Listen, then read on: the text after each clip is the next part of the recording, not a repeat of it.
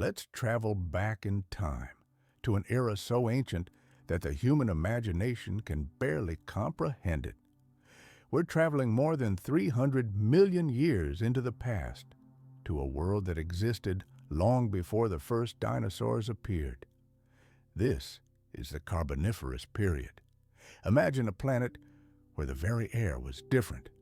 Earth's atmosphere in those distant times was nearly 35% saturated with oxygen, while today it barely reaches 21%. A seemingly insignificant difference, yet it gave birth to a world teeming with true nightmares. Creatures so gigantic and monstrous that they seemed the product of a sick imagination. Spiders that spun webs capable of holding not a fly, but a small animal. Scorpions that reached the size of a full-grown dog. Dragonflies with a wingspan like that of a giant seabird. These weren't just insects, they were the masters of their era, some of the deadliest predators ever to roam our planet. And what's most astonishing is that in this nightmarish reality, the ocean could seem like a safe haven compared to the land. Today, we will take a slow and careful dive into this alien world where primordial horror and pristine beauty intertwine. It was a unique era in Earth's history when creatures perhaps even more dangerous than dinosaurs reigned supreme. Let's take a deep breath and travel back to the one time in history when water truly was safer than land. The Carboniferous world was so alien to everything we know that it's almost impossible to imagine.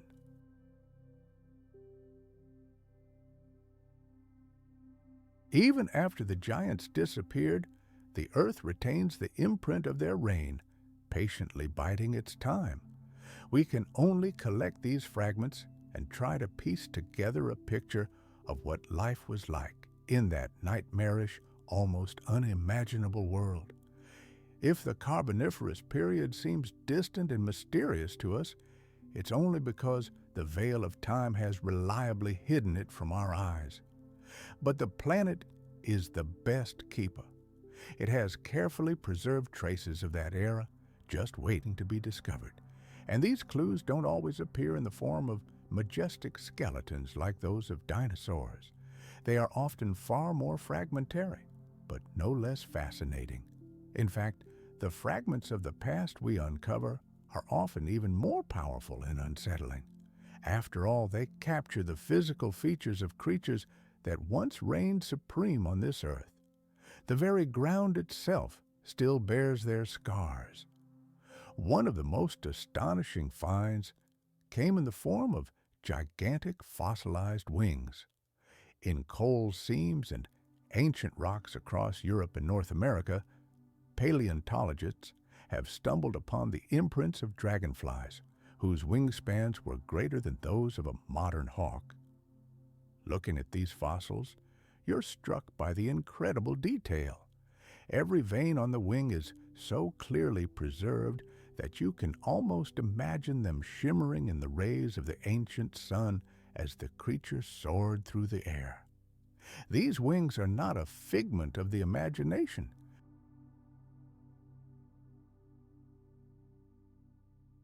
They are direct, irrefutable evidence of the existence of aerial monsters that once patrolled the skies, swooping down on their prey with terrifying speed and precision. Each such fossil is an echo frozen in time, a relic of a creature that once buzzed like a living war machine above the swampy forests of the Carboniferous period. Even more eerie are the tracks left by Arthropleura, a millipede that could grow longer than a full-grown human. In abandoned quarries and dry riverbeds, scientists have discovered entire trails pressed into the soft mud over 300 million years ago. These trails stretch for meters, and each imprint marks the spot where hundreds of feet moved in a single, coordinated rhythm. Just imagine what it would be like to stand before such a track, feeling it transport you back in time, to a world where entirely different life forms reigned. Fossilized trackways are more than just bones. They are direct evidence of the movement of living creatures across soft earth.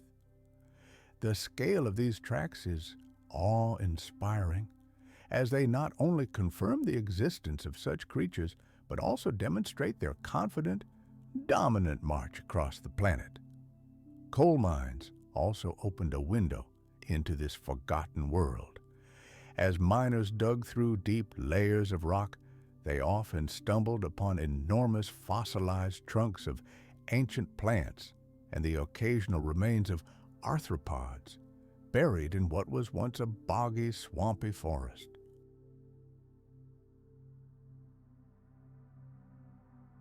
Some of the most impressive fossils of giant insects were found in mines, where the oxygen-free environment of ancient swamps slowed decomposition and preserved the finest details of these creatures' structures.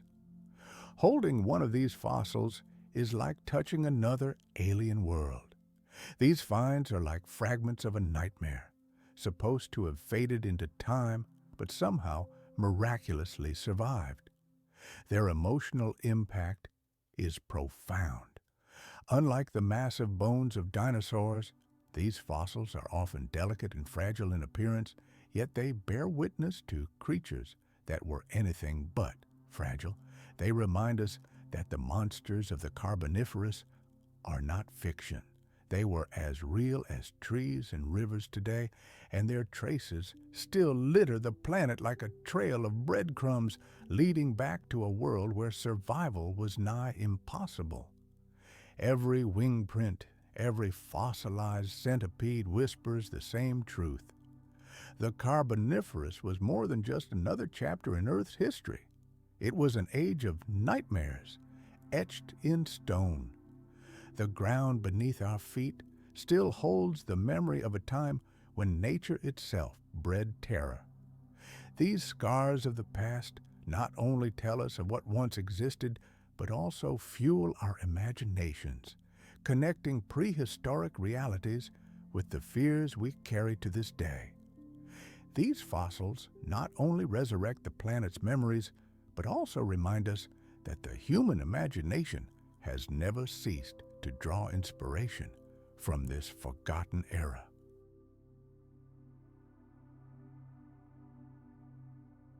And the further we travel, the clearer it becomes how deeply our nightmares, our myths, and even our science fiction owe to this distant echo of the past.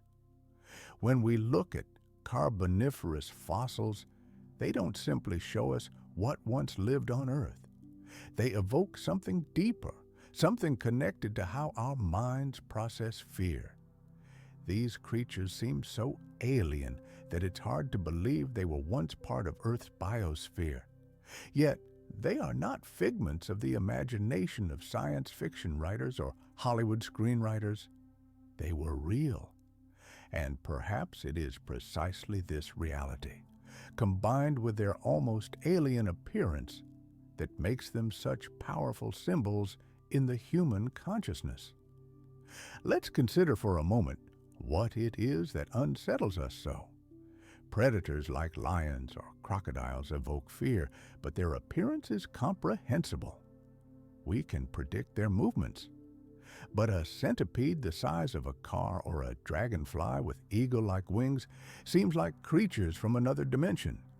Their segmented bodies, countless legs, compound eyes that reflect the world in thousands of tiny fragments, all of this reminds us of life close enough to familiar insects to evoke recognition, but magnified to grotesque, monstrous proportions.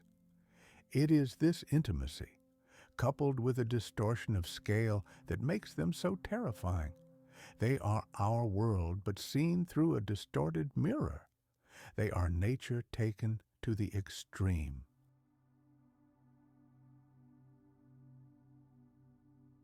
It's no coincidence that the most popular characters in science fiction and horror films draw inspiration from the world of insects. The very idea of alien invaders, which permeates countless films and books, is often based on the anatomy of arthropods, predators with multiple limbs and a robust exoskeleton, giant swarming hives, and a ruthless collective survival instinct. All of this reflects the very fears our distant ancestors might have faced in the forests of the Carboniferous period. Even in modern horror films, when filmmakers want to create a monster capable of truly shocking and repulsive behavior, they often endow it with spider-like legs, insect-like eyes, or the jerky, unnatural movements so characteristic of this ancient kingdom. A quiet, dry, scraping sound is heard. It resembles the sound of a cockroach darting across a dark kitchen. These are the images that haunt us in our most terrifying dreams, and they are impossible to shake off. After all, they are not a figment of a diseased imagination, but part of our deep evolutionary heritage. Modern science confirms that humans are genetically programmed to fear insects. Their sudden, unpredictable jerks, their uncanny ability to move along vertical walls and even ceilings, their alien, otherworldly forms. All this awakens our primal instinct to flee. This terror likely has its roots in an unimaginably distant past.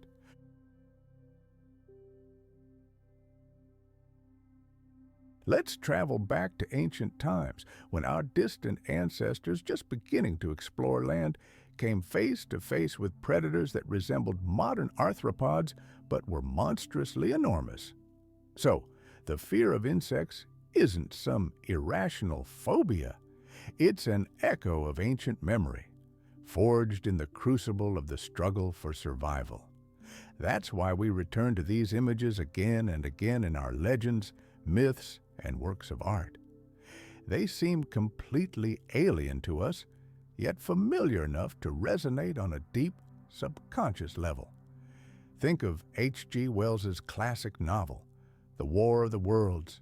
His giant Martian tripods, striding across Earth, moved with the frightening grace of giant insects. Or consider modern blockbusters, where alien invaders so often resemble giant beetles or spiders. In these creations, we see a reflection of our innate fear and eternal desire for security. These ancient swarms, breaking through the protective barriers of our minds, still whisper to us the secrets of the Carboniferous period. Even the most fantastical stories of giant spiders, monstrous scorpions, and dragonflies all echo a real era when such creatures were not fiction but everyday reality. When we say that our nightmares hail from prehistory, it's not just a beautiful metaphor, it's practically literal. The forms that haunt us in our dreams, the monsters that fill movie screens, they all seem to be drawn from a vast library of fears, enriched over hundreds of millions of years.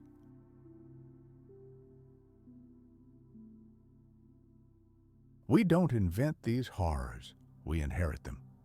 Every fossil, every ancient wing print or footprint etched in stone serves as a stark reminder. The stories our minds create aren't always fiction. Memories of a planet that was far stranger and more terrifying than anything we can imagine are compelling. The realization of this fact is truly disturbing, and it immediately raises the question, what if these creatures had never disappeared? What if the giants of the Carboniferous period had survived to this day? Imagine stepping outside your home and suddenly realizing that this world no longer belongs to you. The air feels thick, heavy, saturated with something unfamiliar. We've become accustomed to the atmosphere that nourishes our lungs, but monstrous creatures now lurk in the shadows. Now imagine looking down at the asphalt and seeing a centipede gliding across it, its body longer than your own. Its countless legs beat an eerie, hypnotic rhythm across the concrete. The ground beneath your feet feels alive, and the walls of the buildings now seem to begin to breathe. And in an instant, the familiar city ceases to be what it was. The world we knew no longer feels like a safe home. It turns into an arena for gigantic monsters. If these Carboniferous colossi returned, our reality would be transformed beyond recognition. Skyscrapers and highways might still be there, but they would no longer be ours.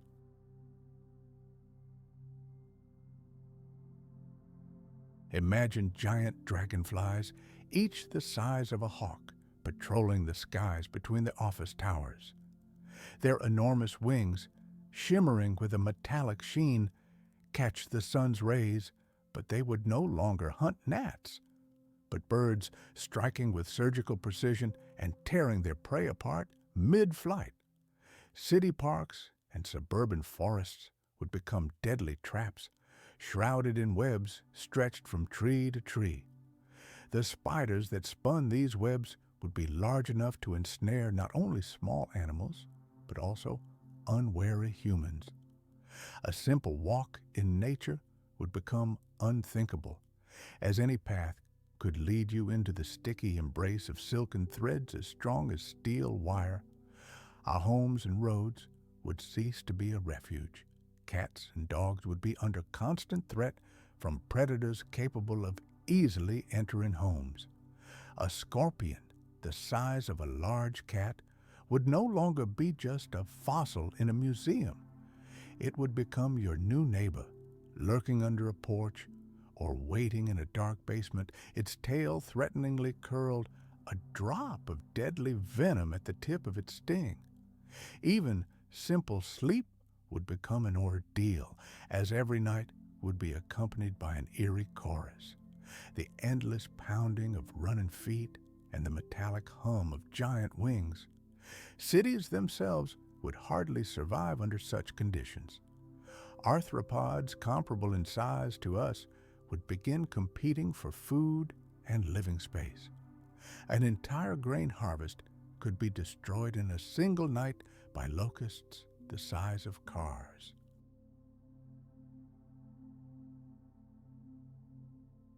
Food warehouses and grain storage facilities would become easy prey.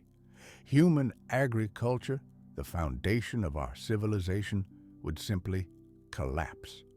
Try to imagine defending a cornfield from an attack by dragonflies the size of eagles and beetles capable of biting through a tree trunk. This is what would await us in a reborn Carboniferous world. Agriculture would become impossible. An atmosphere containing 35% oxygen seems like a gift at first glance. But for humans, it would be a deadly poison. Any fire would flare up with incredible force, tearing through cities at hurricane speed before anyone could react. Every lightning strike could turn a metropolis into a fiery inferno. We would find ourselves in a world where not only predators, but the atmosphere itself would be at our mercy. And where would our place be in this new food chain? Today, humans consider themselves its pinnacle. But in a reborn Carboniferous world, we would instantly lose that status. We would no longer be hunters. We would be hunted. Our weapons and technology might only delay the inevitable, but surviving alongside creatures that evolved to rule the land would be incredibly difficult. Long before the first mammals appeared, life on this planet was a constant battle. The mere thought of leaving a fortified shelter would be tantamount to courting death. That's why these long extinct creatures continue to live in our imaginations.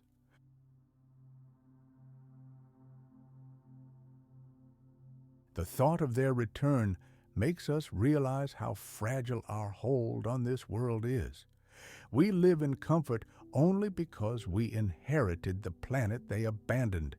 But if the Carboniferous period returned, if these monsters once again stalked the earth, humanity would learn what it truly means to live on the brink of total annihilation. And if this thought frightens you, it also opens the door to even deeper truths. The Carboniferous period was not just the age of giant insects.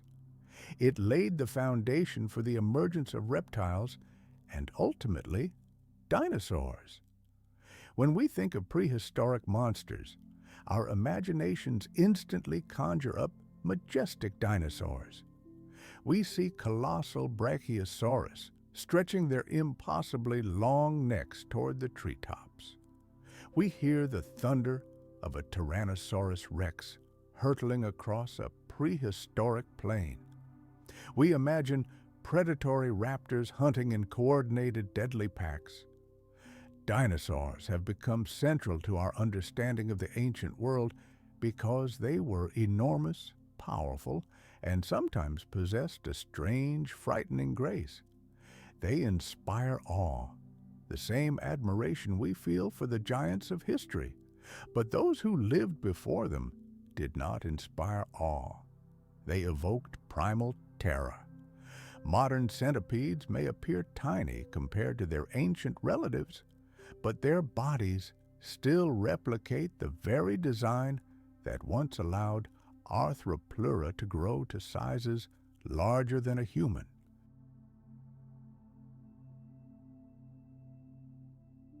Imagine yourself in that ancient landscape, and you'll feel the very air around you change.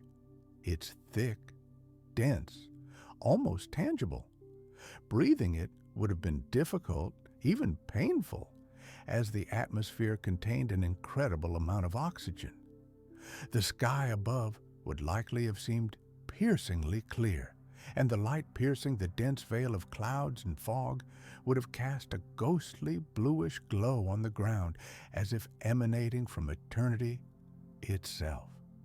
It was a world hostile to us, not the earth we know and love, but some other primordial version, as if created to test life's limits.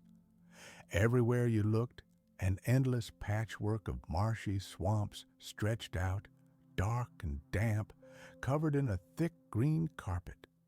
But these weren't the trees we're accustomed to. Instead, there were endless forests of giant club mosses and tree ferns, towering tens of meters into the air. Some reached the height of a 30-story building. Their trunks, like scaly columns, were curved and covered in strange patterns, and their spreading crowns with feathery leaves created a dense, living canopy that barely let in any sunlight. Under this green ceiling, perpetual twilight reigned. The air was cool, close, and incredibly damp. The ground beneath their feet was soft and shaky, a veritable quagmire of rotting vegetation that exuded a heavy, sweet smell of decay. It was a world of perpetual dampness, where every surface felt slippery with moisture, and every step caused their feet to sink into the swampy soil.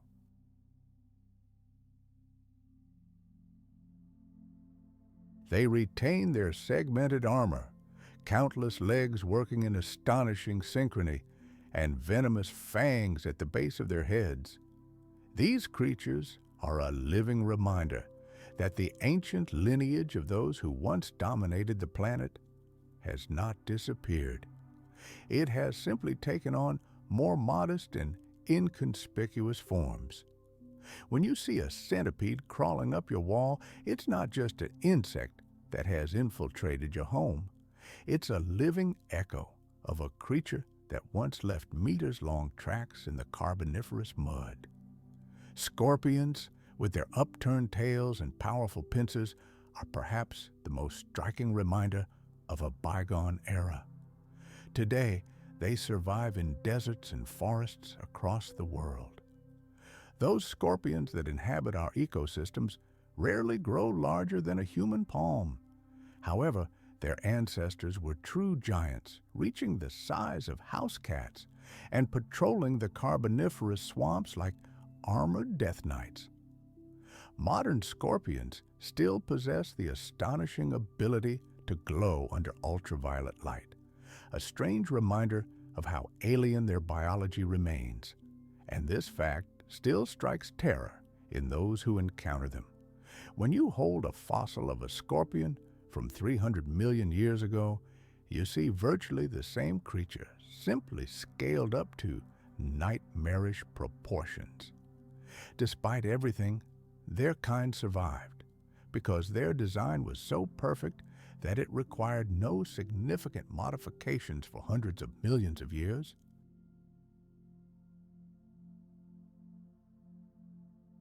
These survivors, though diminished in size, stand as testament to their former glory.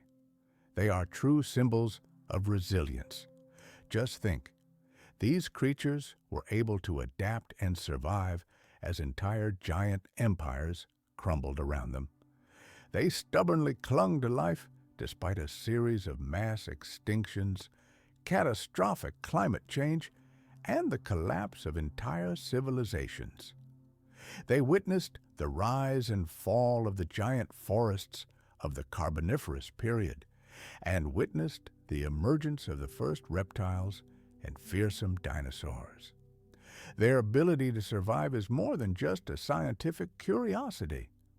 It is a powerful reminder of the incredible vitality of nature, its ability to push the boundaries of possibility and adapt to the most unimaginable conditions.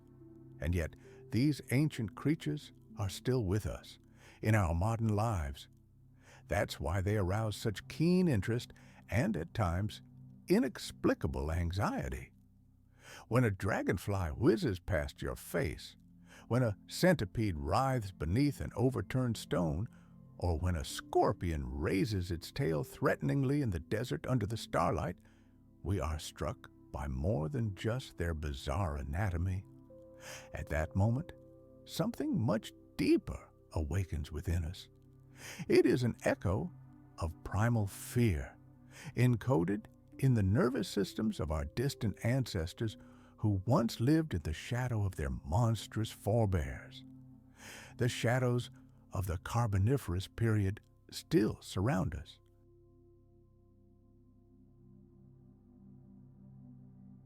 They glide silently through the darkness like a living prehistory woven into the fabric of our everyday lives. And while they no longer rule the earth, they remain an integral part of our world.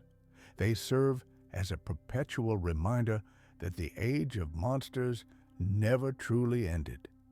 It simply changed its appearance, setting the stage for the rise of new rulers who will inherit the planet where giant arthropods once reigned supreme. The collapse of the Carboniferous giant's reign left behind more than just a deathly silence. It cleared the way for the next chapter in life's history. The vast green swamps that once covered the continents began to wither. Oxygen levels in the atmosphere shifted, and with the decline of these forests came the end of their titans.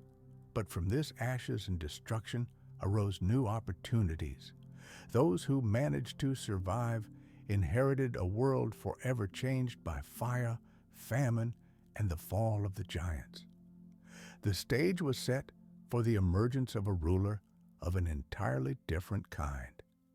Without this global collapse of the Carboniferous world, the age of dinosaurs might never have arrived. Imagine the disappearance of colossal centipedes, giant scorpions, and eagle-sized dragonflies.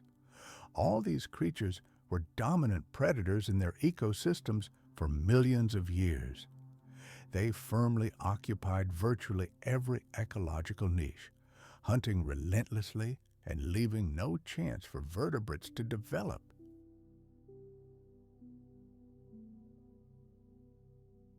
However, when atmospheric oxygen levels plummeted and their once unshakable dominance was shaken, the world changed beyond recognition. These giant arthropods, by disappearing, not only freed up the physical resources of forests and swamps. More importantly, they opened up new ecological spaces.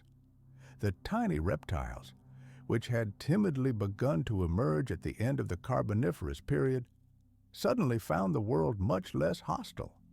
They no longer had to compete with flying predators capable of carrying them into the sky, or with armored centipedes dozens of times their size. With the collapse of the old world, entirely new players entered the arena.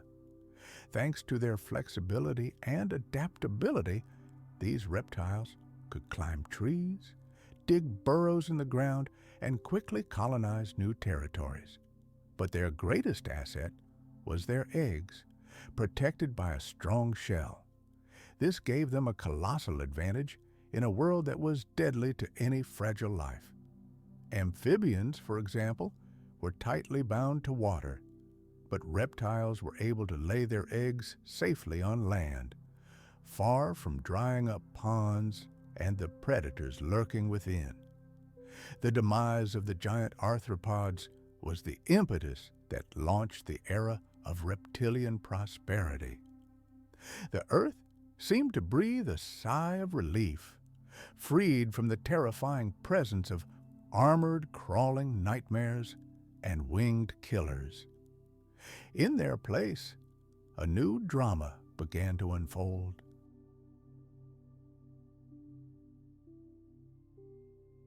These ancient reptiles, though initially small and unremarkable compared to those who would replace them, became the ancestors of the dinosaurs. The colossal sauropods, armored stegosaurs, and ferocious tyrannosaurs did not appear out of nowhere. They rose from the ashes of a collapsed world, inheriting its secrets and boundless possibilities. They took the throne vacated by creatures whose reign had finally come to an end. This entire story resembles a massive chain reaction, where one event inexorably leads to another. The Carboniferous apocalypse wasn't the end of life as such. It was merely its transformation. Dinosaurs weren't the original rulers of the earth. They were the aftermath of an earlier, no less terrible catastrophe. Their greatness was only possible because another, more ancient empire of monsters had already crumbled to dust. The swamps and forests that burned and turned to rubble laid the foundation for new landscapes, drier and more open, ideal for reptiles to thrive. Evolution is not a straight path to perfection. It is an endless series of collapses and rebirths where one empire must fall to give way to another. When we gaze in awe at the bones of a brachiosaurus or try to imagine the thundering stomps of a tyrannosaurus, we are witnessing the legacy of that ancient transition.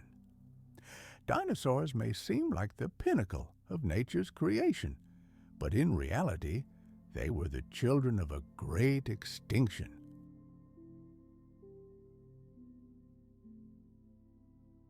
They filled the void left by the giants of the Carboniferous era, and their rise was only possible because the world before them had already known firestorms, suffocating air, and the disappearance of the monsters that once ruled every inch of land.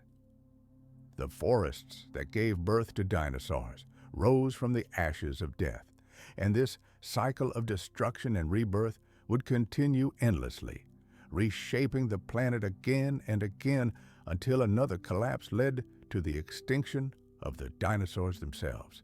Let's close our eyes for a moment and journey into that long-forgotten forest. Imagine the heavy, thick, almost tangible air filling your lungs, saturated with the sense of decay and damp earth. The crowns of giant ferns and club mosses intertwined so high and densely that sunlight barely penetrates them, fallen to the bottom of the swamp in broken, ghostly rays, painting everything in golden and dark tones. Here, every sound is amplified many times over.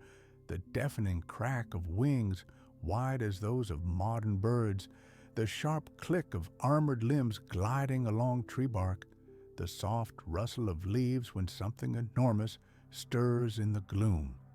This was not a comfortable place. Every corner, every branch, every shadow hid a deadly threat. You took a cautious step, your foot sinking ankle deep into the loose, yielding soil as if the forest itself were trying to swallow you. Suddenly, not thunder, but a deafening roar echoed from above, and a shadow flitted across your face.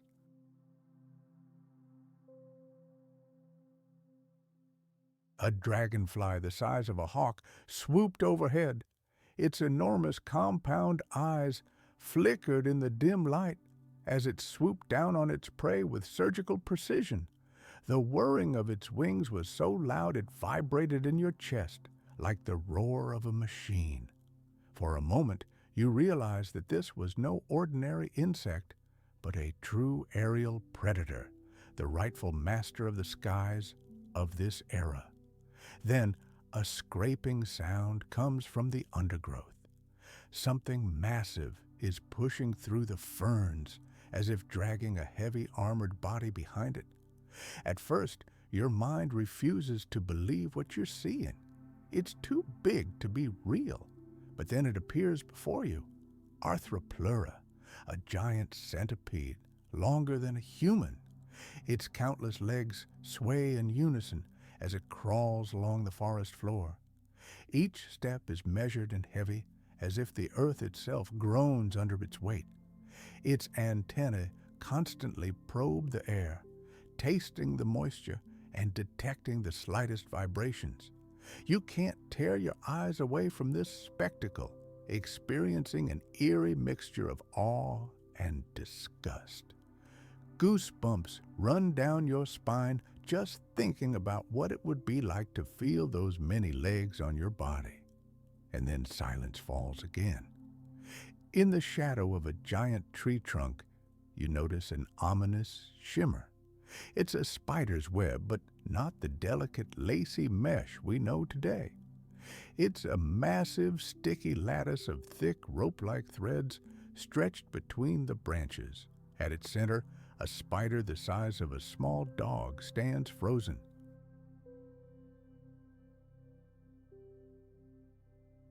Its body is a glossy black, and its massive fangs quiver in anticipation of prey.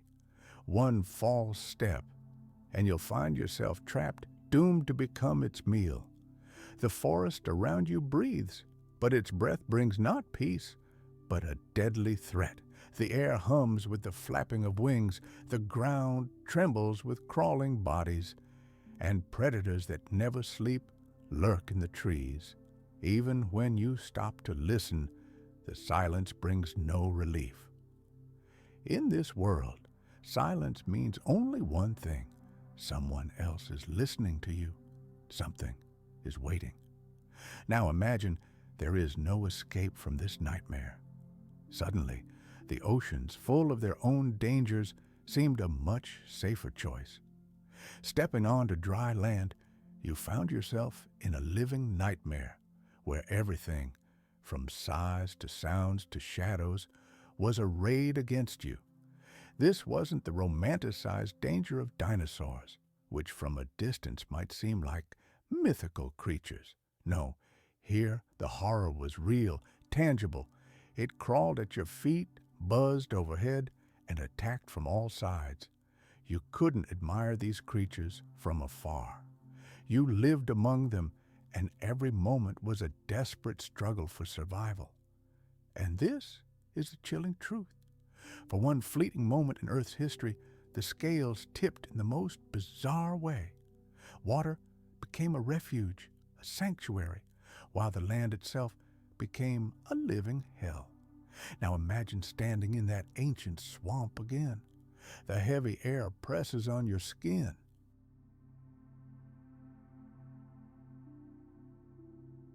All around you, a constant roar and grinding, and the shadows of predators lurking behind every tree. For a brief moment, immerse yourself in that world. Historically, this land was a place not of hope or growth, but of primal terror. It was a unique and unrepeatable nightmare. Imagine an era when the world's oceans were not a realm of terror, but the last bastion of safety, a refuge where the chances of surviving until the next day were immeasurably higher. Meanwhile, the land we've come to consider the cradle of life was a deadly arena, a veritable trap for all living things. The ancient forests acted as giant oxygen factories, saturating the air to such an extent that it became fuel for the birth of true nightmares, monsters that reigned supreme in every dark corner of the planet. But the age of the Carboniferous giants, like any era, could not last forever. The very nature of our world is perpetually changing. It is in constant motion, constantly rewriting its own set of laws. Life, obeying this great cycle, never stands still. The great swamp forests, those gigantic oxygen factories, withered and died. The atmosphere itself changed, becoming thinner, less generous. And for the titans of the Carboniferous period, this was a death sentence. Those who once marched across the damp earth, crawled in the shadows of giant ferns, and swooped from the skies, sank into oblivion. And yet, even after their complete disappearance, the memory of these creatures lives deep within us.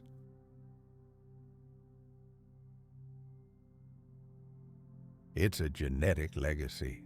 To this day, we feel a primal thrill when we hear the insistent buzz of wings close to our ears. We instinctively recoil at the sight of a centipede darting across the floor and freeze with irrational fear when we spot a spiderweb stretched in a dark, forgotten corner. All of these are but faint, distant echoes of that incredible time when insects stood at the very pinnacle of the evolutionary pyramid.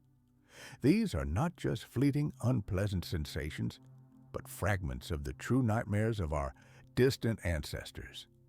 It's in moments like these that a profound respect for science, for paleontology, awakens. Because what we encounter isn't a figment of the imagination, not an ancient myth. It's a harsh reality, forever frozen in stone. Transport yourself to an excavation site, and we see the fossilized wings of ancient dragonflies, each larger than a human palm. We can touch the fossilized tracks of millipedes that plowed the earth like armored trains. We find the charred remains of entire forests, evidence of an era when the atmosphere was so oversaturated with oxygen that it itself sparked gigantic, unquenchable fires from the slightest spark. Our planet still bears the scars of this forgotten age. By studying them, we begin to understand how fragile and simultaneously incredibly cruel life can be when its delicate natural balance is disrupted.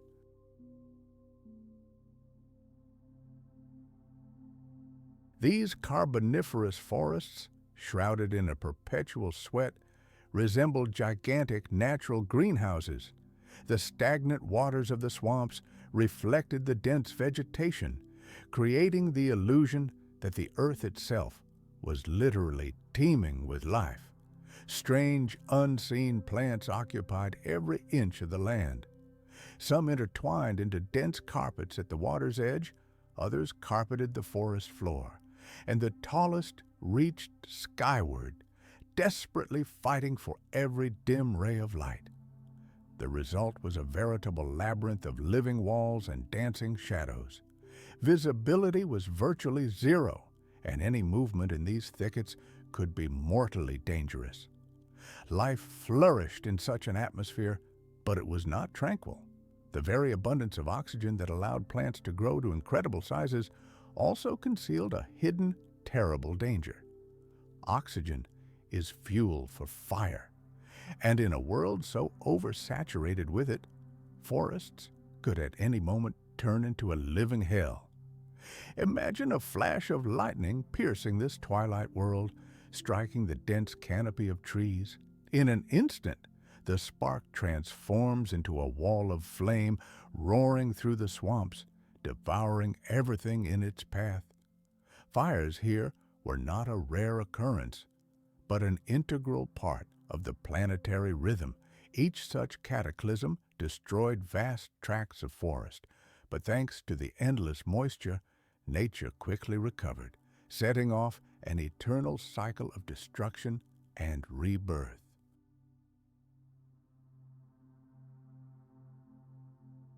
And if this world seems unbearable to you, if the very thought of such horrors existing on our planet makes you shudder, then be prepared, because the Carboniferous period, with all its horrors, was merely a prelude, a prologue to far darker and more terrible times in Earth's history. Imagine a global extinction, an apocalypse on such a scale that it wiped 90% of all life from the face of the planet. Imagine the oceans turning into a toxic, lifeless broth, the skies filling with choking volcanic gases obscuring the sun, continents plunging into deathly silence, deprived of almost all their inhabitants. This event is known to science as the Great Permian Dying, and to this day it remains the most devastating catastrophe in the history of life on our planet. In that terrible moment, the very heartbeat of the Earth nearly stopped, and the great book of evolution was about to turn its last page. If the Carboniferous world was teeming with monstrous wonders, then the era after the Great Dying is a world of deafening silence, a world where all these wonders and almost everything else were mercilessly destroyed. But without this total erasure, neither dinosaurs nor the first mammals, nor ultimately you and I, would ever have had the chance to come into being. Such a journey to the greatest catastrophe and a new renaissance lies ahead. And if you thought giant insects were scary, just be patient. The true end of that ancient drama was yet to come.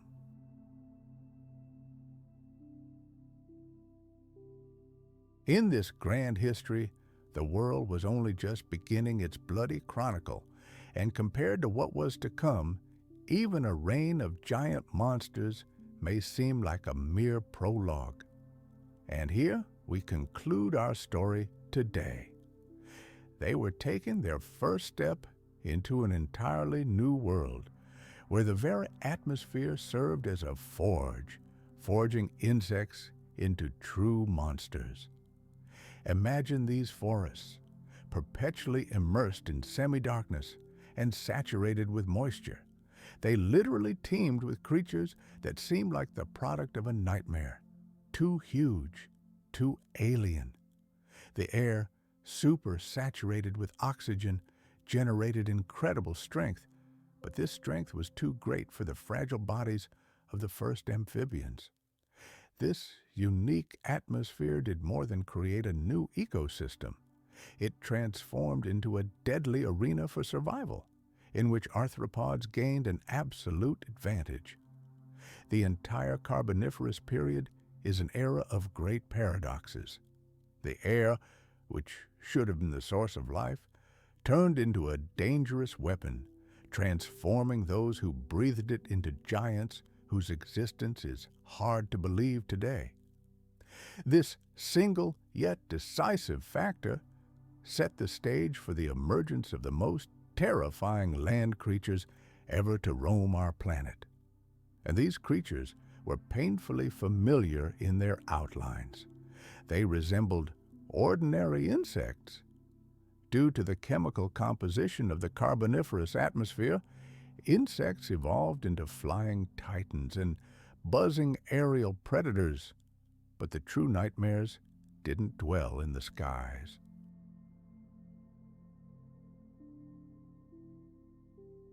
They crawled along the ground. There, beneath the dense, impenetrable canopy of the swampy jungle, in the eternal shade of giant ferns and colossal club mosses, The forest floor was a living, shifting carpet of unimaginable creatures. Compared to their modern descendants, these ancient creatures were true miracles of evolution. Having reached incredible sizes, they moved across the earth, pushing the boundaries of what was possible. And for millions of years, they were the undisputed masters of the undergrowth. The largest and most imposing of these was Arthropleura, a giant centipede taller than a full-grown man. Fossil footprints left by this creature provide irrefutable evidence. Some specimens grew to lengths of over 2.5 meters, and their segmented bodies were as wide as a dining room table. Just imagine, you're trudging through a prehistoric forest, and suddenly hear the dry, rhythmic grinding of hundreds of armored legs crushing fallen leaves. Each step of this giant left a deep indentation in the soft, moist soil, imprints destined to fossilize and be preserved for millennia.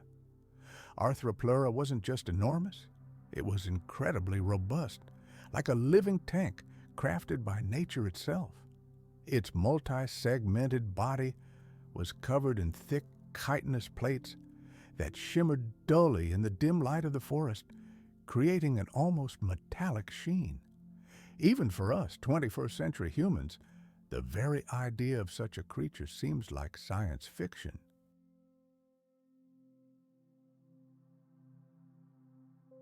The sight of even a small modern centipede can evoke an instinctive unease in many. The endless wave-like movement of their legs seems unnatural to the human eye.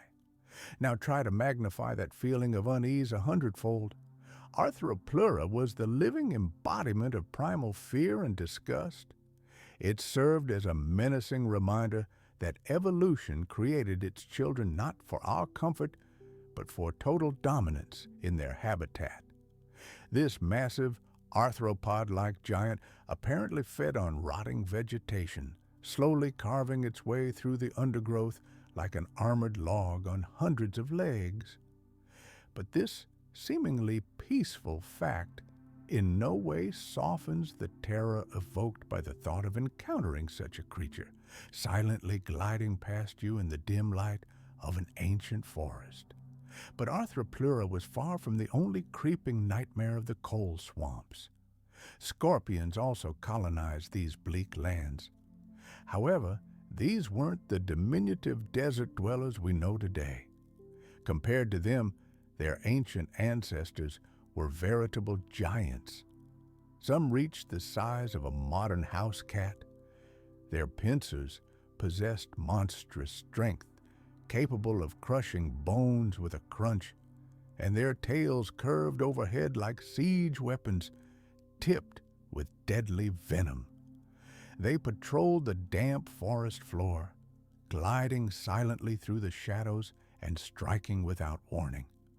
For any vertebrate encountering such a scorpion for the first time, it would likely be their last.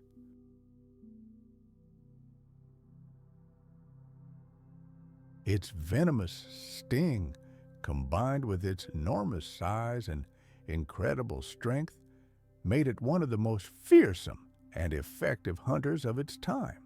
Let's take you there. Imagine yourself sitting motionless at the edge of a swamp, watching the setting sun. The damp air thickens, turning into a dense fog. And then, out of the corner of your eye, you notice movement. A gleaming figure moves slowly, but with alarming confidence across the ground, its many legs softly tapping the damp soil. When your eyes finally adjust to the deepening gloom, you realize with horror that this figure is much taller than you are. And then, from the opposite direction, another silhouette emerges from the darkness, a giant scorpion. Its shell is glistening with moisture, its pincers are menacingly open, and its tail is raised, curled into a deadly question mark. Such was the world of the Carboniferous period. Every shadow could hide something that had no place in our world. But what made these creatures truly terrifying wasn't just their incredible size, but their astonishing numbers. These weren't rare monsters hiding in lost caves. No, they were an integral part of the everyday ecosystem, crawling, climbing, and hunting everywhere. To live in that world meant sharing the planet with creatures that had gone far beyond what nature could possibly allow. The Earth itself, in that era, seemed designed to suppress and crush any creature that dared to take its first steps upon it.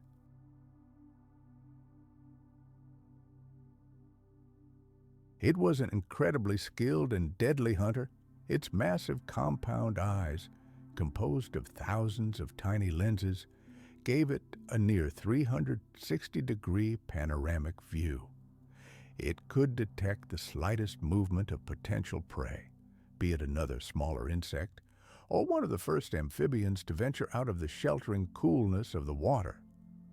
Once its target was locked on, Meganeura attacked with a precision that would make modern fighter pilots envious. Its spiny legs folded into a veritable basket-like trap in flight, closing in on its prey with a death grip. In an instant, the prey was captured, and the dragonfly effortlessly carried it to a nearby branch to enjoy its meal in peace. For the tiny creatures of the Carboniferous period, the air was no escape. Rising above the swamp's surface meant almost guaranteed detection and becoming a meal for Meganeura. Even the slightest glint of wings in the dim light was enough to attract its predatory gaze. And once it began its deadly dive, there was virtually no chance of escape. Imagine a sudden shadow flashing before your eyes, followed by the flash of translucent wings and the powerful gust of air from a predator's strike. Survival in that world depended not only on the ability to hide well, but also on the ability to freeze and remain absolutely still. Meganeura's dominance of the skies was made possible by the same unique atmospheric conditions that allowed Arthropleura and giant scorpions to thrive.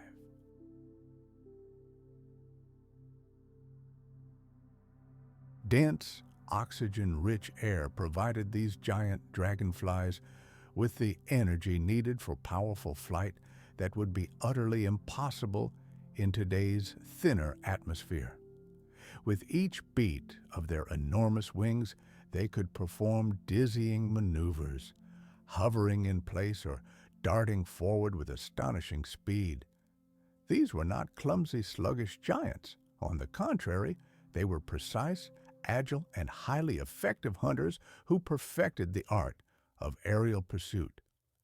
Today, we associate dragonflies with quiet ponds and serene summer days.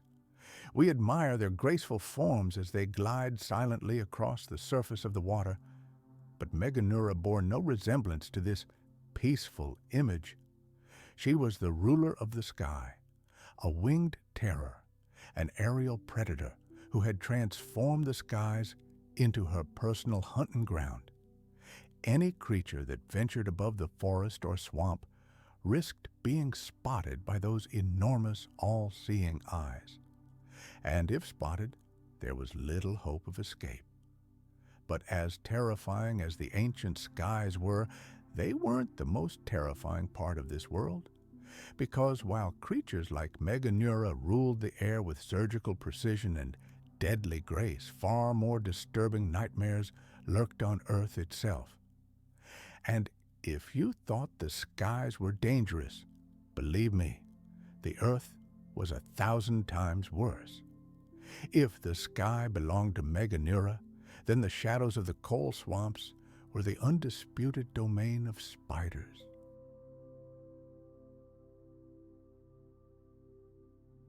In this twilight world, where light barely penetrated the dense crowns of towering ferns and giant club mosses, a perpetual twilight reigned on the forest floor. And it was here, in the damp, ringing silence under the canopy of these living giants that the most terrifying predators of the era built their lairs. Imagine giant spider webs stretched between entire trees, dimly shimmering in the humid air. Their sticky threads were strong enough to trap not only insects, but also small vertebrates that unwary travelers might stray into their traps. These spiders were nothing like the small, harmless garden spiders we know today. They were ambush predators, large enough to prey on small animals that strayed too close to their domain. Their legs were long, covered in bristles, tipped with sharp claws, allowing them to move with incredible ease along their silken webs. In the dim light of the swamp, they might go unnoticed until it was too late. It was a truly terrifying sight. Imagine a web woven around the entire trunk of a giant tree, its threads glittering with myriad drops of dew. In such a world, the moisture itself became part of the deadly trap. Let's transport ourselves to the prehistoric forests of the Carboniferous period. Here, in the very heart of a giant web, its owner, a predator, armed with a powerful venom that instantly paralyzes any prey, lies in wait. In this world, the feeling of confinement, claustrophobia, would reach unimaginable limits.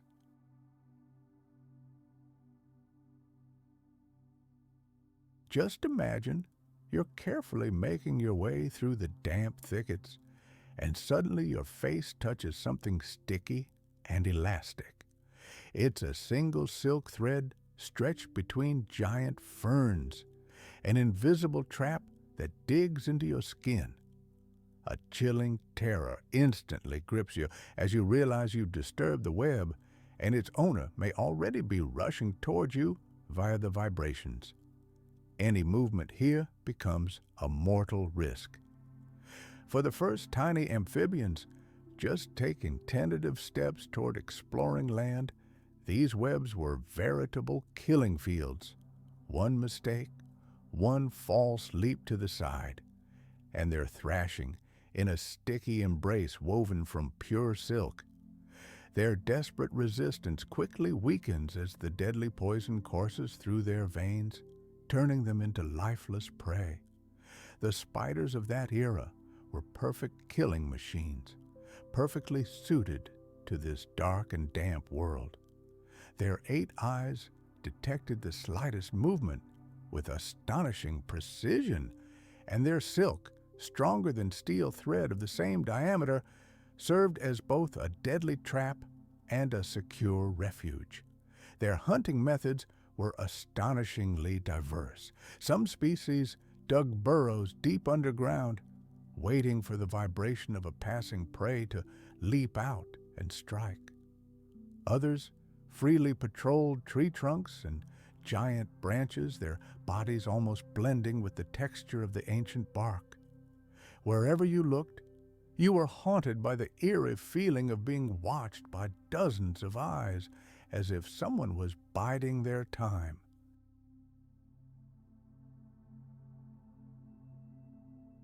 For any creature living on land, this constant threat of sudden fire meant one thing: survival was never guaranteed.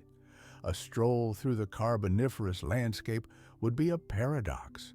On the one hand, the world was awash in lush greenery. Every inch was covered with plants reaching heights and sizes unimaginable today. But behind this apparent abundance lurked a deadly threat, a constant reminder that the planet itself could become an enemy at any moment. The air breathed by all living things was thick and heavy. The heat was oppressive, the forest floor treacherous and unreliable, and over all this hung the shadow of the knowledge that fire could break out at any second. The Carboniferous period was more than just a stage for the origins of life. It was an active, formative force that challenged and tested all life. To live in that time was to constantly balance on the edge, where every breath and every step carried risks far beyond our comprehension. However, it was in this world of extremes that something astonishing occurred. Oxygen-rich air, swampy labyrinths, and an endless cycle of fire created ideal conditions for the emergence of creatures the likes of which the world had never seen before. The uniqueness of the Carboniferous world wasn't just its swamps and endless forests. What truly set it apart from everything that came before and after was its air. That same air, which contained almost twice as much oxygen as we breathe today.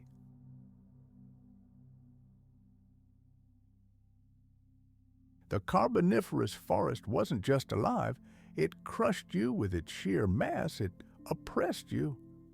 It seemed every inch of space was occupied by some creeping, weaving, or scuttling life form. The air was so thick you could almost chew it, permeated with the pungent scent of rotting leaves and decaying wood.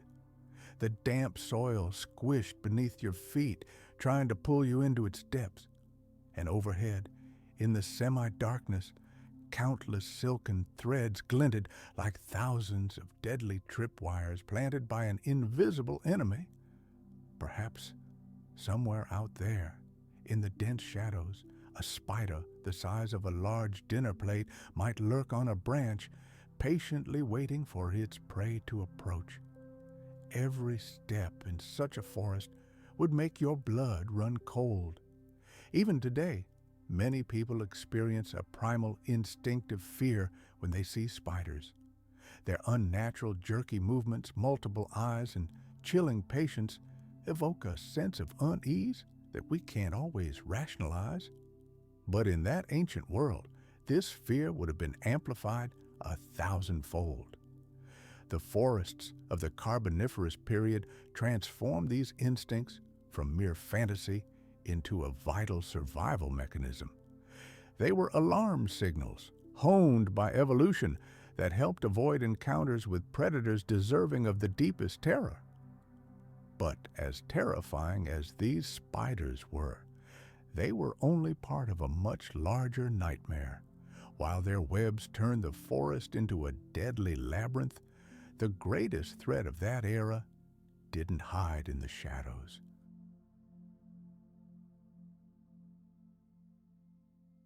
It was everywhere. These creatures, scurrying across the ground and climbing any surface, were much closer to us than the dinosaurs, who appeared on the planet tens of millions of years later. They were the absolute masters of this world. When we think of prehistoric monsters, our imagination immediately conjures up dinosaurs. We picture the colossal Tyrannosaurus Rex or deadly packs of raptors. These are images that inspire awe and fear. But the truth is, these giants are visitors from a much later era, separated from the Carboniferous by an eternity. And for all their terrifying splendor, they weren't omnipresent. Dinosaurs dominated specific ecosystems, hunting in specific areas. They were titanic predators that, theoretically, could be avoided simply by staying out of their hunting grounds. The Carboniferous period, however, was entirely different. The terror of that era lay not in a single giant monster looming somewhere on the horizon, but in the total, all-pervasive presence of millions of smaller predators that filled the entire landscape. The arthropods of that time occupied every ecological niche, every shadow, every patch of forest floor. You couldn't take a step without encroaching on their territory.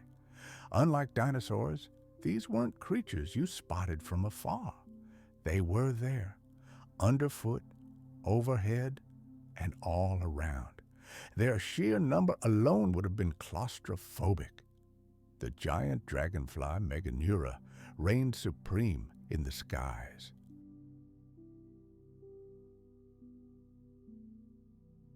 Every sound would serve as a grim reminder of the invisible yet utterly real life swirling around you, and the silence brought no relief.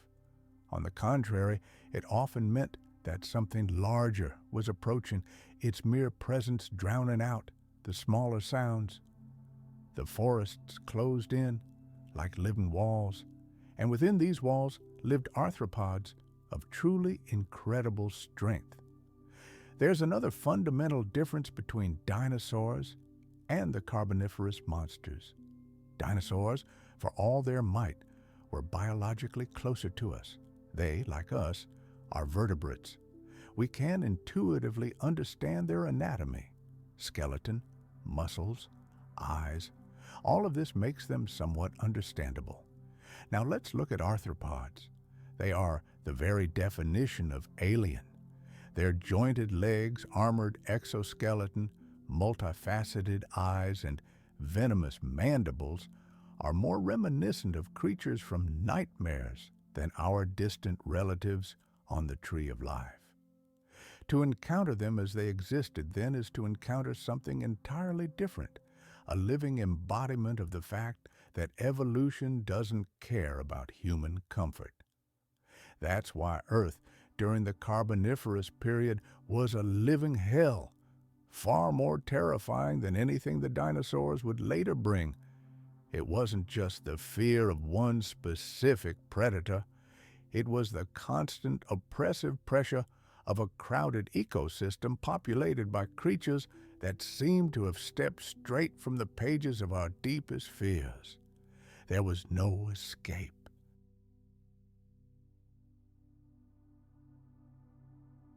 They lived underground, above, and all around you. The forest wasn't a refuge. It was a gigantic labyrinth with a predator lurking around every corner. And in the very epicenter of this nightmare, some of the earliest vertebrates still tried to make their way onto dry land, taking their first steps into a world that seemed determined to destroy them. In this universe, ruled by giant arthropods, a completely different heroic story unfolded.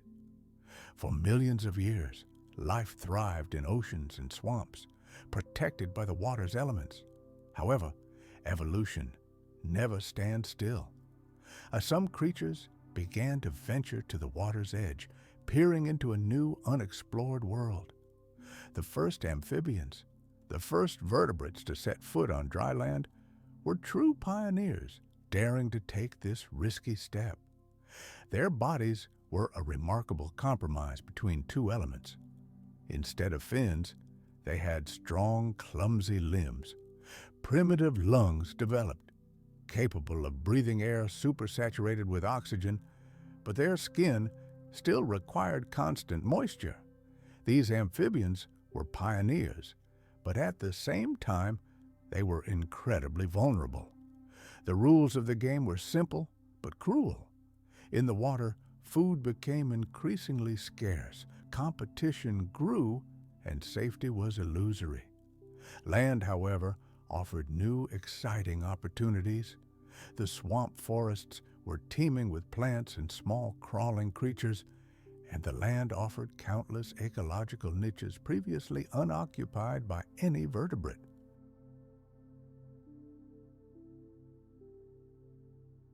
But to reach them, they had to leave their native aquatic environment. Once out of the relative safety of the water, amphibians found themselves in a living nightmare. Every inch of dry land was the domain of creatures that had evolved over millions of years to dominate it. Imagine one of these early amphibians slowly crawling out of the shallows. Its slippery, heavy body drags awkwardly forward on short legs that are still just learning to walk. Each step is awkward and loud, creating vibrations in the soil. For a moment, it raises its head, inhaling the damp air filled with strange aromas. This was a world where its senses, attuned to the water, were almost useless. The dense forest canopy obscured most of the sky, casting deep, ominous shadows on the ground. Something was constantly moving around, but remained invisible. Every step was a matter of life and death.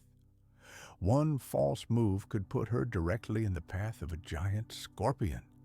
Staying too long in one place could reveal her presence to a spider hidden in its web. Even simply breathing was dangerous. An amphibian's skin needed constant moisture, but the air, though humid, slowly dried it out, threatening their lives. They were tied to their swampy homes, like explorers in space, afraid to stray too far from their ship. And yet, despite all these mortal dangers, they did not stop. The land beckoned with its limitless possibilities.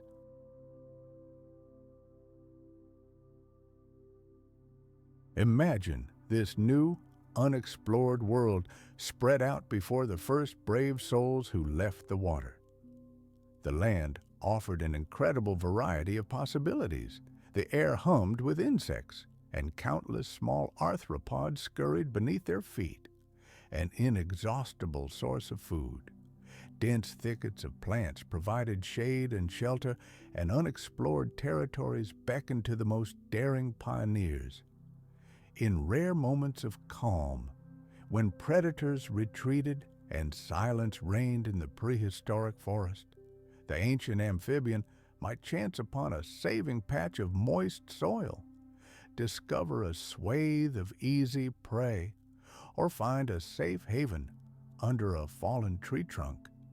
It was these tiny, fleeting victories that propelled them forward, forcing them to explore the New World generation after generation. This is what makes their story truly astonishing. These creatures were never masters of their time. They were merely fragile aliens in an alien world. Their soft bodies and sluggish movements made them easy prey compared to the armored, swift arthropods that swarmed around them. They were pioneers, but also victims. Every foray from water to land was like a game of Russian roulette, a desperate gamble for survival in a world that seemed designed to destroy them. And yet, their daring adventure continued. More and more amphibians emerged from their native swamps, and each new generation gradually adapted to the harsh conditions, pushing the boundaries of their capabilities.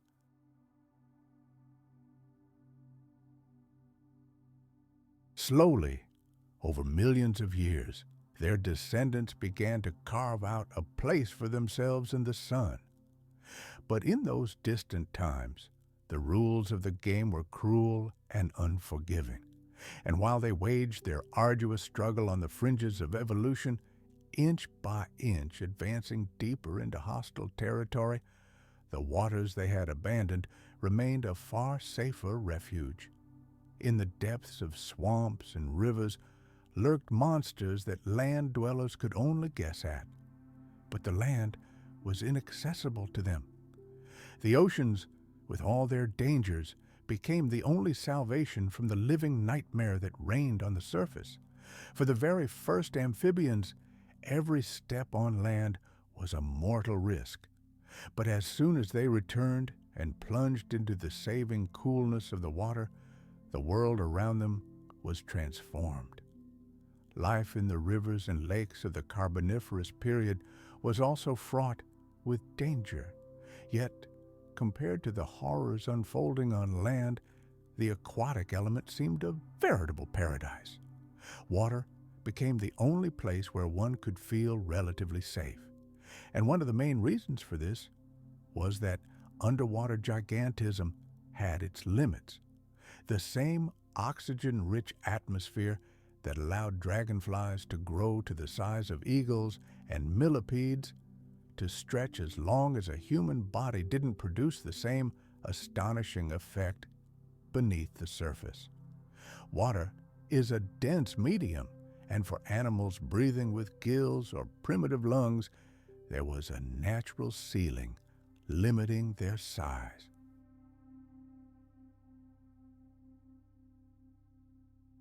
The oceans and rivers teemed with fish, ancient sharks, and bizarre armored creatures. But none of them could compare in size to the giant arthropods that crawled across the land, and this difference in scale was crucial for survival. A small amphibian or fish lurking in shallow water always had a chance to escape, hiding in dense thickets of algae or burrowing into soft mud. On land, one misstep could end in the claws of a dog-sized scorpion or the jaws of a giant spider lying in wait. In the water, danger was real, but not so overwhelming. Predators hunted, but their size and capabilities were limited by the laws of physics. No giant dragonfly could swoop down on the surface of the water. No giant centipede could pursue its prey through the water. Compared to the nightmares of ancient forests, rivers, and swamps, seemed like a safe haven. The waters of the Carboniferous period were home to a multitude of creatures that would seem simultaneously familiar and utterly alien. Ancient sharks patrolled deep channels, their honed bodies the perfect hunting tool. Even at that stage of evolution, small fish with shiny, bony plates huddled in schools, scouring the water for plankton and tiny crustaceans. Primitive lungfish lurked on the muddy bottom, able to emerge from the water for air when necessary. A cunning survival trick reminiscent of the struggles of their amphibian relatives on land. Threats lurked here, but they were threats the amphibian could recognize and perhaps avoid.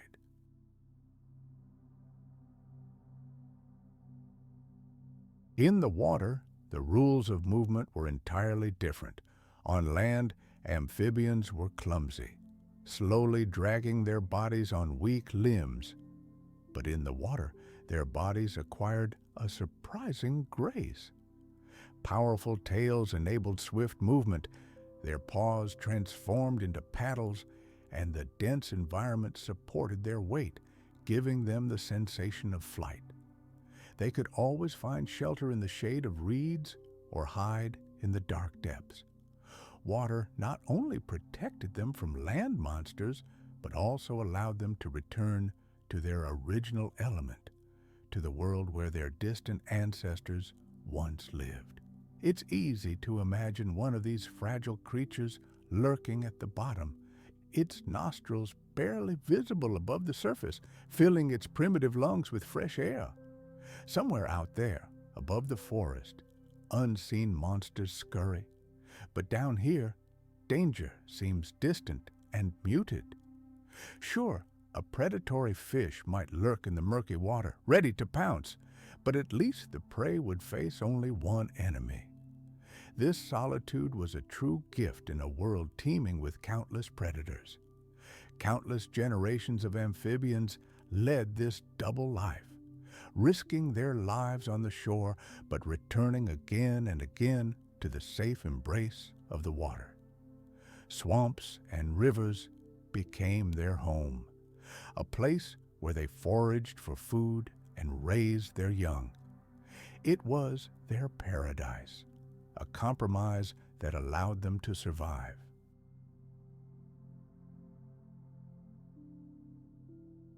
This single, invisible and inaudible change transformed life on the planet beyond recognition. The atmosphere literally began to spawn monsters. When we look at the insects of our time, most of them seem tiny and fragile creatures, scurrying somewhere on the fringes of our world. Ants march along the ground in orderly columns. Flies buzz briefly before disappearing from sight. Dragonflies glide serenely across the surface of ponds. But during the Carboniferous period, their distant ancestors bore no resemblance to these humble creatures. They grew to colossal sizes, more reminiscent of something out of a science fiction horror film than a science textbook. And this wasn't a coincidence. It was a direct consequence of how oxygen affects biology. Unlike us mammals, insects don't breathe through lungs. Instead, their bodies are pierced by a complex network of microscopic tubes called tracheae, which deliver oxygen directly to the tissues. In today's atmosphere, this system is only effective for small creatures, which limits their size. However, in denser oxygen-rich air, these tubes have become veritable superhighways, delivering life-giving gas much deeper into the insect's body and nourishing tissues that would otherwise suffocate. The results were staggering. Arthropods that today are no longer than your finger could reach lengths of several meters. Their wings could be wider than a human shoulder.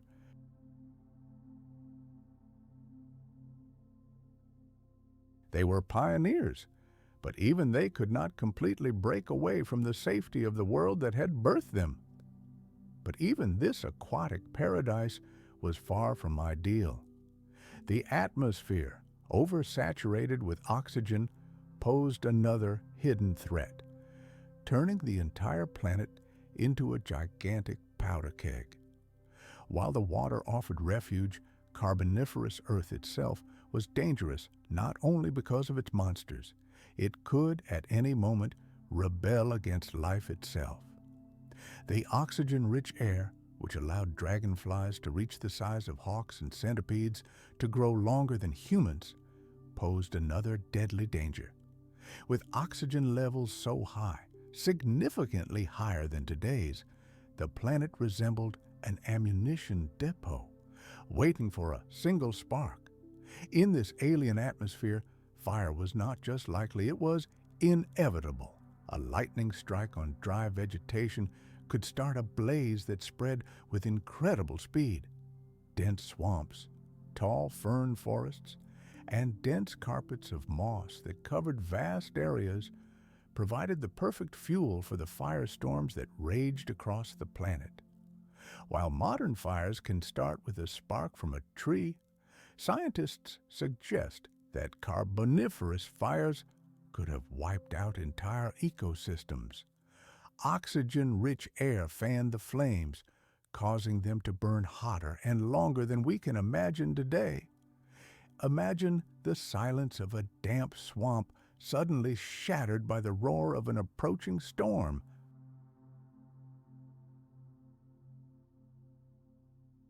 Thunder splits the sky, lightning strikes the ground like a blinding snake, and in an instant, the forest bursts into flames. Flames roar into the sky, fueled by oxygen, and rush through the treetops with explosive force. The heat becomes unbearable. Acrid smoke suffocates all life. Even rivers and lakes offer no relief, as burning debris rains down on the water, which is greeted with hissing and clouds of steam. When this happened, creatures of all sizes scattered in panic. But in this world with almost no shelter for countless animals, survival meant only one thing: huddling in the deepest burrows and praying for the flames to pass overhead. And these fires were commonplace. They were a constant rhythm of destruction and rebirth. Evidence found in fossilized charcoal shows that giant wildfires swept through Carboniferous forests again and again, reshaping the landscape and forcing life to adapt. Plants evolved to grow thick, fire-resistant bark. Some species may even have become dependent on fire, which cleared the land, opening space for new growth. But for the animals of that time, fire was just another merciless threat, compounded by all the other dangers they already faced. The scale of these fires is hard to imagine. In today's world, atmospheric oxygen levels are around 21%. Even under these conditions, forest fires can devastate vast areas. Now, let's fast forward to the Carboniferous period, when oxygen levels approached 35%.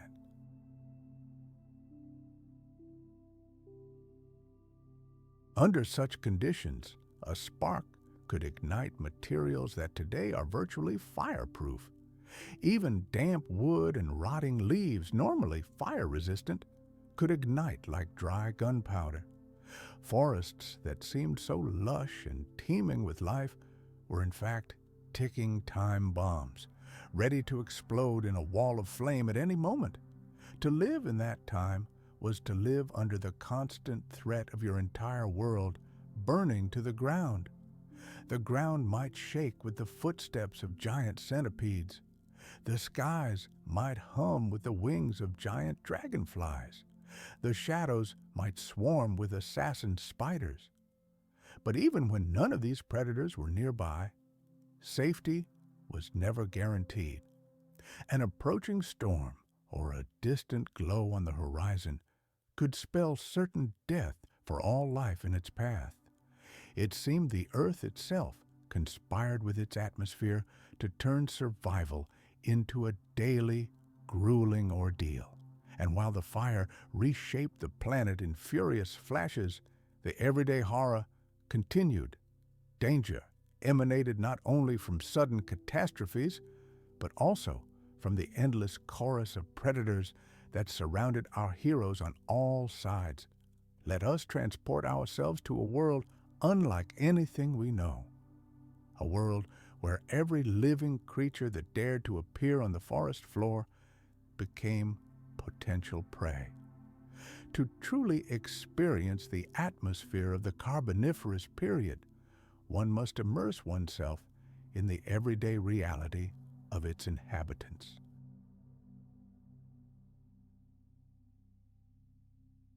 Imagine yourself as one of the first vertebrates, finding temporary shelter on the damp, steam-soaked soil at the edge of an ancient swamp. Your body is covered in slippery slime, and if you stray too far from the saving water, your delicate skin will begin to crack from the dryness. Night falls swiftly on the primeval forest, and with the arrival of the thick, impenetrable darkness, it awakens to life, filling with a myriad of disturbing sounds. Sleep is a distant memory, for absolute silence in this world is a harbinger of imminent death, not peace. The air around vibrates with a heavy hum of wings. These are giant dragonflies, true aerial predators, out on a night patrol in search of unwary prey. Their wings forcefully cut through the dense air, and this low reverberating hum, like the work of a distant machine, serves as a constant reminder. Danger is always somewhere above, circling and watching. Other sounds drift from the dense undergrowth, the sharp thud of armored limbs, the scraping of chitin against bark and stone, short, swift sprints. All this unmistakably indicates that something enormous is moving very close. The very ground trembles under the weight of giant centipedes, longer than a man. Their countless legs move in an eerie, synchronized rhythm, engendering primal fear and a sense of imminent danger. Every corner of this swampy world teemed with life, and mortal danger could lurk behind every rustle.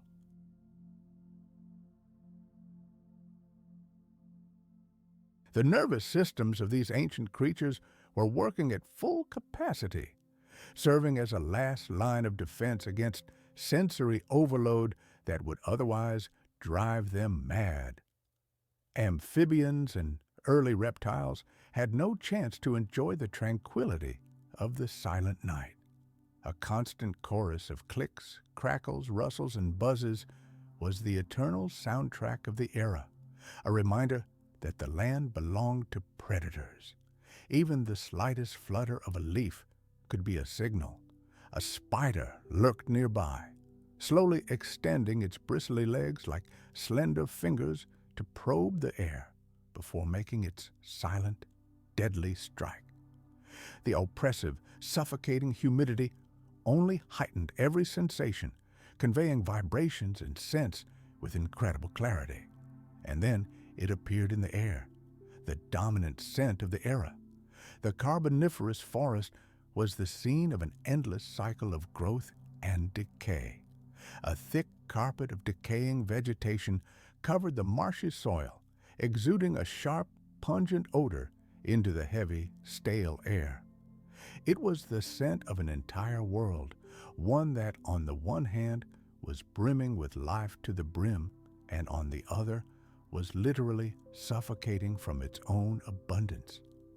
For the tiny creatures desperately clinging to existence here, every breath was a reminder of both food and death. Try to imagine what it's like to find peace in such a setting. You curl up at the base of a giant tree fern, hoping faintly that its powerful roots will provide shelter.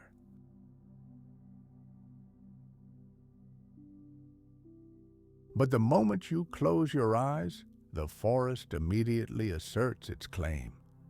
The air begins to vibrate again with the low hum of wings. Something weightless, yet insistent, runs along your leg.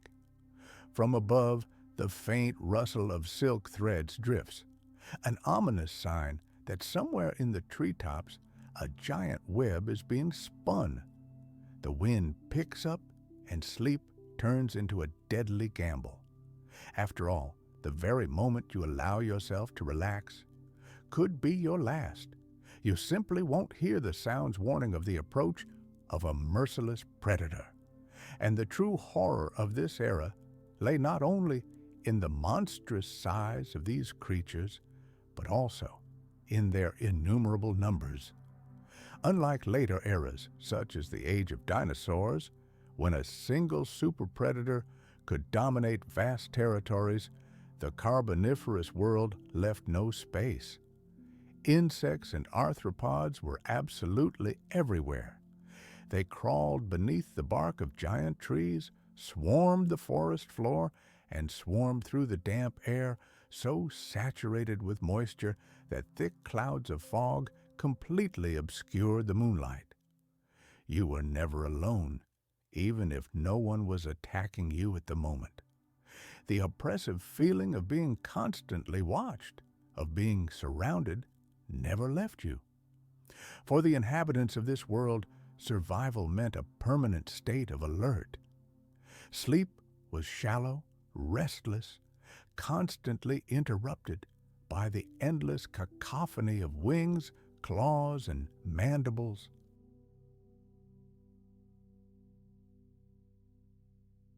It was as if the forest itself pressed down on you with its mass, enveloping you like a shroud with its sounds, smells, and incessant movement.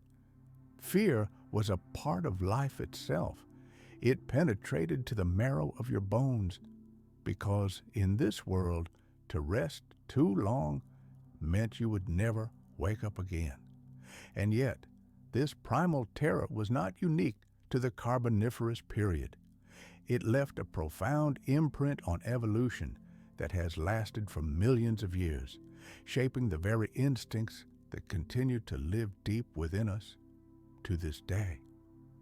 The anxiety many of us experience at the sight of certain creatures is not at all random. It is merely a distant echo of that ancient world that demanded fear from its inhabitants as the primary condition of survival. Although the Carboniferous world disappeared hundreds of millions of years ago, its shadow still lingers in our subconscious. You can feel it when you feel goosebumps at the sight of a spider scurrying across the floor, or when you are suddenly overcome with irrational fear at the sight of a beetle buzzing past your ear.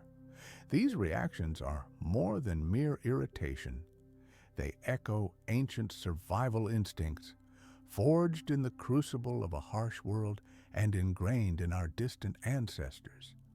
Our inner world is shaped not only by modernity, but also by the legacy of countless generations that came before us. Today, a fear of insects may seem illogical. Most are completely harmless.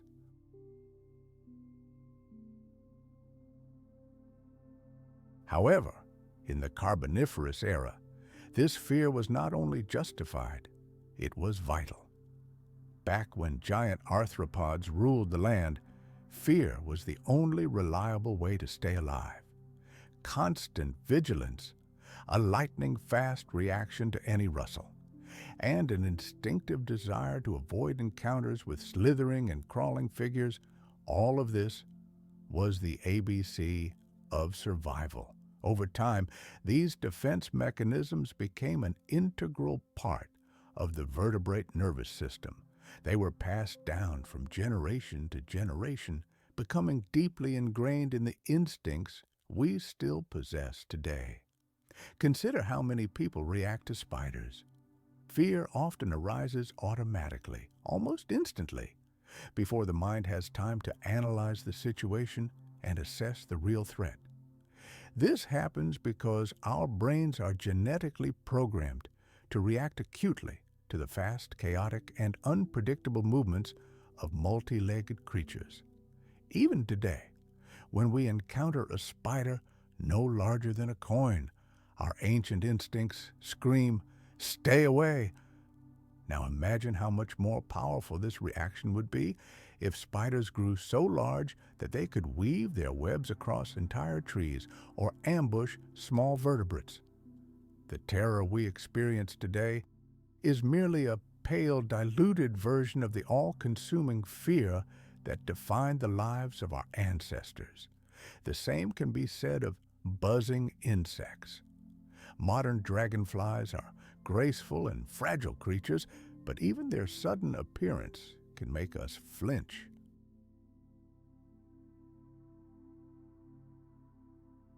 But in the Carboniferous period, when dragonflies were the size of hawks, the flapping of their powerful wings would have been deafening.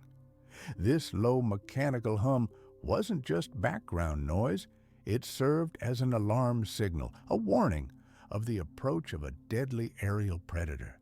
And today, when we flinch at a sudden buzz, we unknowingly reproduce the very same reaction that once determined the difference between life and death. This fear stems not only from direct danger, but also from a sense of absolute alienness. Arthropods are fundamentally different from us in many ways. Their jointed legs move with a frightening, lifeless precision. Their bodies are encased in chitinous armor, and their compound eyes see the world in a completely different way. Their mouth parts are designed to pierce, tear, and crush. Evolutionary psychology suggests that we feel more comfortable around creatures even remotely similar to us because our brains are able to predict their behavior. But with arthropods, this principle doesn't work. Their movements are unpredictable. Their forms are unfamiliar and disorienting.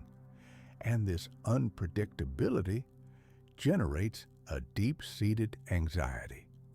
In the Carboniferous period, when these creatures were gigantic and omnipresent, this discomfort escalated into true animalistic terror. The strength of these instincts testifies to what a significant and long-lasting milestone the Carboniferous was in the history of life on Earth. We may not even realize it.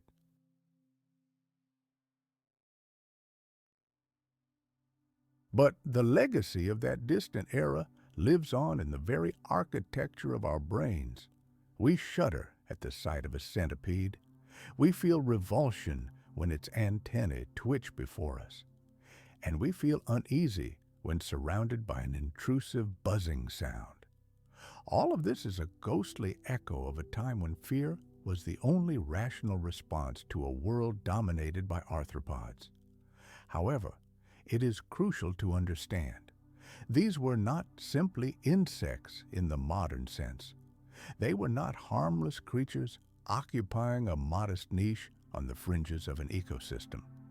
They were the true rulers of the earth, giants and hunters who recognized no authority other than their own strength. They were the apex predators of their time, and for tens of millions of years, they defined what it meant to experience fear.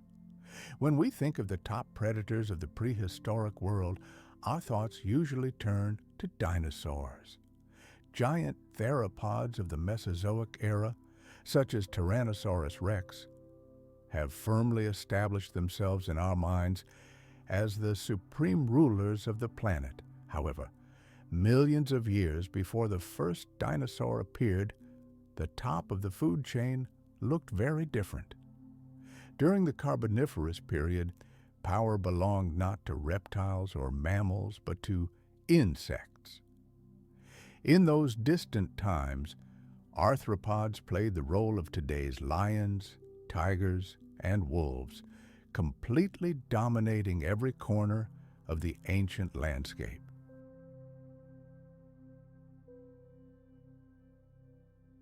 The forest floor itself shook under the weight of armored creatures that seemed never meant to exist at such scales. It was as if the earth itself was on steroids, pushing life to extremes and pushing the boundaries of the physically possible. It seemed every insect and arthropod was testing how big this new oxygen-rich world could make them. Spiders spun webs strong enough to trap small vertebrates. Giant centipedes like Arthropleura, the size of small cars, smashed through the undergrowth like armored tanks. Their countless legs emitted a rhythmic rustling sound that echoed through the forest like a warning, and dragonflies reigned supreme in the skies. Meganura, a gigantic dragonfly with a wingspan like a modern eagle, patrolled the skies. Its flight was smooth and powerful, and the oxygen-rich atmosphere gave it virtually endless stamina. For the animals living in these forests, the presence of these giants was an inescapable reality. They didn't hide in corners or under leaves. They were everywhere, crawling, buzzing, swooping, and hunting. Just imagine, the sky above suddenly darkens, and it's not a cloud. It's the shadow of a giant dragonfly flying above you. Its wings cut through the air with the sound of thick fabric tearing. Now imagine hearing a rustle in the forest floor. A centipede longer than your body moves slowly and inexorably among the rotting vegetation. Every step is measured, and every movement is filled with a power unmatched by any insect today.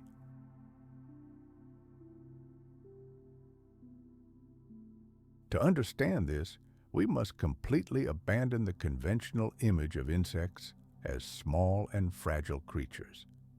In the Carboniferous, they were enormous, powerful creatures found everywhere. For example, a dragonfly the size of a large hawk hunted not only other insects, but anything it could overcome, including the first amphibians. And a centipede, longer than a full-grown human, was no mere harmless scavenger. It was a living wall of armor and legs, a moving battering ram, crushing everything in its path. Spiders were large enough to lure the first vertebrates into their webs. There were no exceptions. They were an integral part of the universe, the primary hunters on land, and all other living things were forced to exist in their ominous shadow. And while the age of dinosaurs, as we know, was already drawing to a close, these arthropods continued their triumphant march through millions of years. During the Carboniferous period, arthropods reached the peak of their power, although their dominion was, of course, limited to certain ecosystems and geographic zones. Recall the world of dinosaurs. They shared the planet with giant crocodiles, flying lizards, and a wide variety of mammals. Each occupied its own niche, and a certain balance of power existed. But during the Carboniferous period, this balance was upset, and the scales tipped terribly in favor of insects and their relatives. They weren't just one of many predators.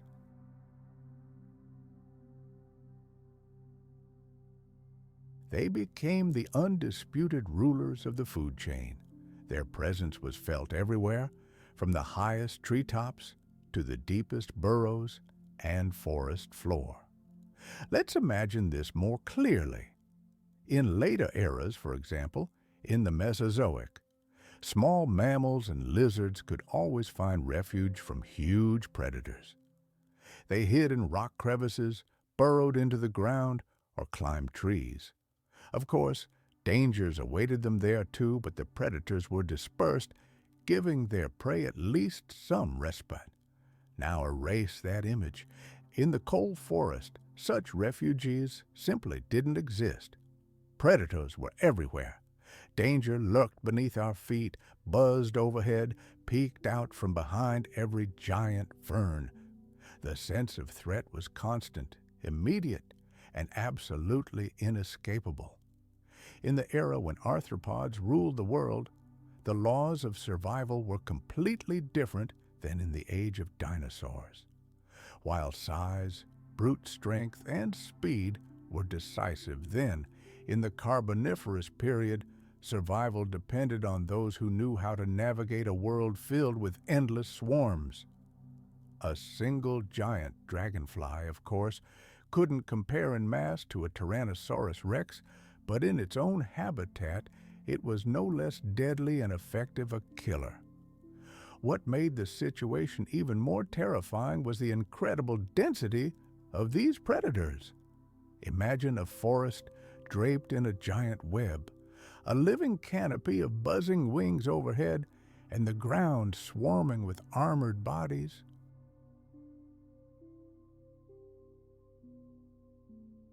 This meant that potential prey faced threats from all sides simultaneously. It was a total suffocating dominance that dinosaurs, for all their magnificence, never achieved. Yes, they were excellent hunters, but their power was never so all-encompassing. The Carboniferous period was a world of constant danger.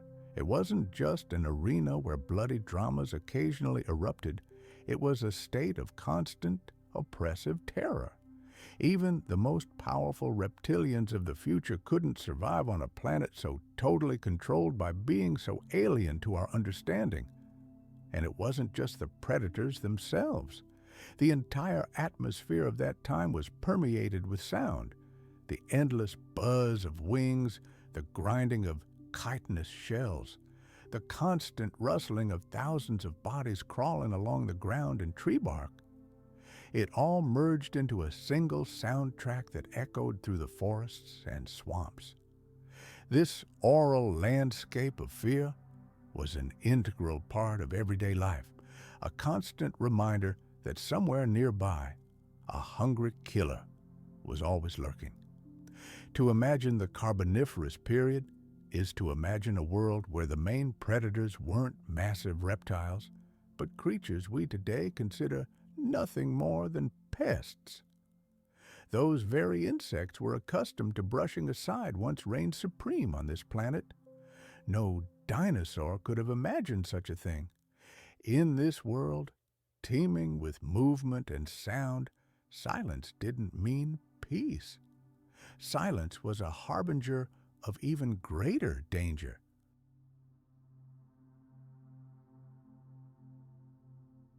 To truly immerse yourself in this ancient world, you must not only see its monsters, but also hear them. The landscape was never quiet. Day and night, the forest filled with an ominous symphony of sounds, reminding every living creature that danger was near. The very air seemed to vibrate with fear. Perhaps the most chilling sound was the deep, mechanical buzz of the giant dragonfly, Meganeura. With wingspans as long as a modern hawk's, it soared through the sky, its flight bearing no resemblance to the light, graceful flutter of today's dragonflies. Its wing beats were slow, powerful, and heavy, and the sound they produced echoed across the swamps like the scraping of a rusty saw cutting through wood. For all below, it was an unmistakable alarm. The sudden hum above the treetops meant one thing: the celestial hunter had spotted something, and danger was rapidly approaching. Meganeura hovered in midair, preparing for a deadly strike. Ignoring this sound was impossible, for it could cost lives. A pair of razor-sharp mandibles would close around its prey in an instant. On the ground, the atmosphere was no less tense. The Arthropleura, a giant centipede, inspired terror not only by its size, comparable to a small car. As the creature moved through the forest floor, dozens of its armored legs scraped across bark, rocks, and soil in an endless, monotonous rhythm. The sound was like a long, hoarse exhalation that echoed through the undergrowth.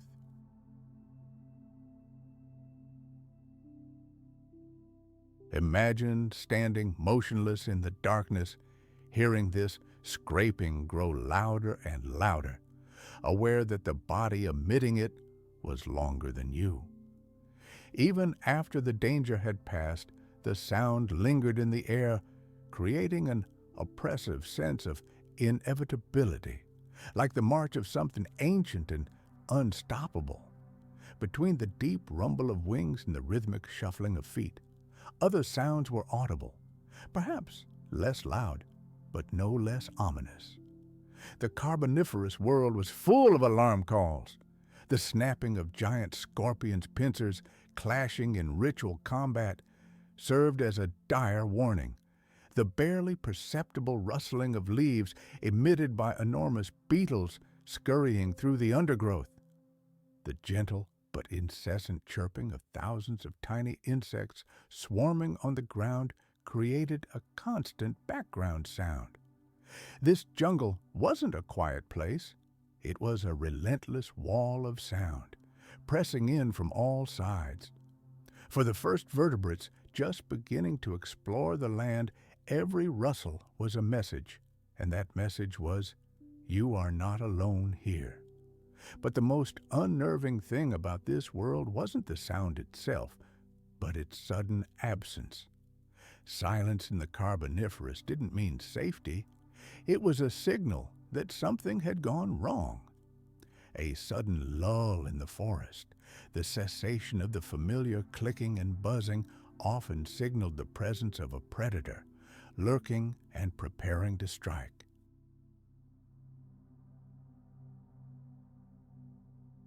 The inhabitants of that time instinctively understood that silence was more than just the absence of noise.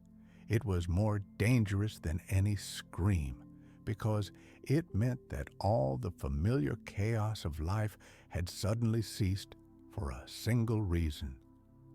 Survival here was measured not only by the sounds you heard, but also by those you suddenly stopped hearing. This constant sound pressure played a key role in the lives of all inhabitants of this ecosystem. Amphibians hid at the water's edge, using splashing and ripples to camouflage their movements. Insects, in turn, used the deafening noise to intimidate and confuse their prey.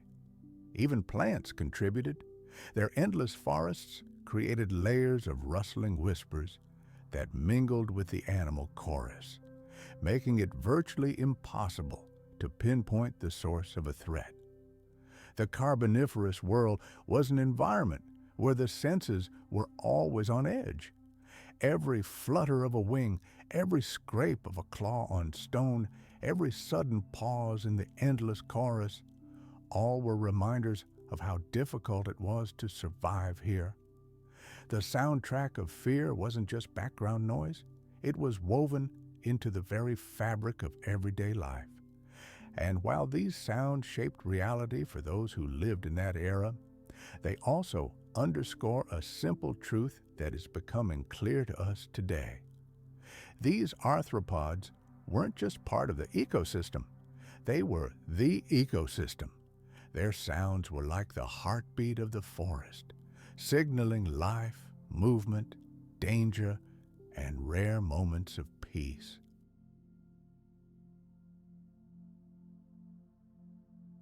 In that world, predators were everywhere, and their presence was impossible to ignore. It's tempting to imagine what it would be like to live in that carbon-rich world, to stroll through its vast forests, watching hawk-winged dragonflies and giant centipedes gliding among the ferns. But the truth is simple and cruel. We wouldn't survive a day there, most likely not even an hour.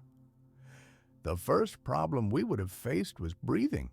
At that time, Earth's atmosphere contained about 35% oxygen, significantly higher than the 21% we're accustomed to. At first, this might have felt invigorating, as if each breath filled the body with incredible energy.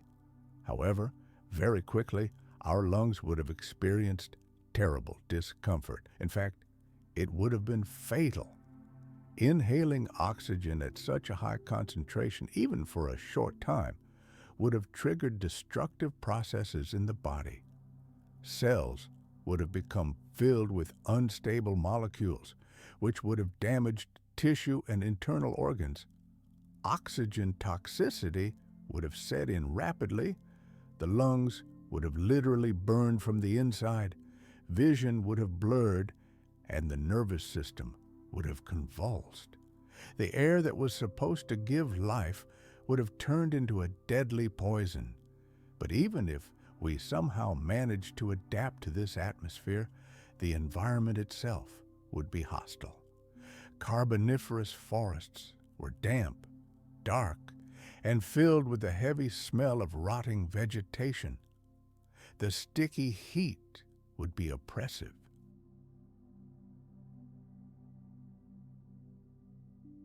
And without the cooling technologies we rely on today, these grueling conditions would become unbearable. The ground beneath our feet would be treacherously unstable, and the swamps would be covered in a thick layer of decaying vegetation. Every step would be a challenge. Navigating this world would mean constantly getting stuck, stumbling, and struggling for every meter. And then there would be fires. The atmosphere, oversaturated with oxygen, turned the planet into a veritable powder keg. A single lightning strike would be enough. The slightest spark could transform this ancient forest into a veritable inferno. Flames, driven by the wind, would race through the tops of the giant trees at incredible speeds. They would greedily consume the oxygen-rich air, causing it to ignite like flammable gas in a confined space. Imagine for a moment the full horror of a living creature trapped in a ring of fire. Walls of roaring flames close in on them from all sides, cutting off any escape route. The deafening crackling and roar of collapsing flaming tree trunks would echo for tens of kilometers, drowning out all other sounds. In this world, a forest fire was not just an accident, but a constant, omnipresent threat that hung like the sword of Damocles over every inhabitant of this jungle. But even if a lucky soul managed to survive the suffocating smoke, the sweltering heat, and the flames themselves, their trials were only just beginning.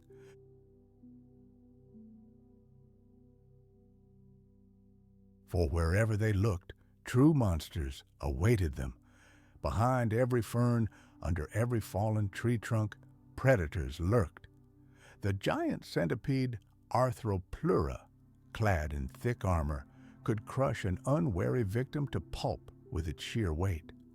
Giant scorpions the size of large dogs patrolled the forest floor.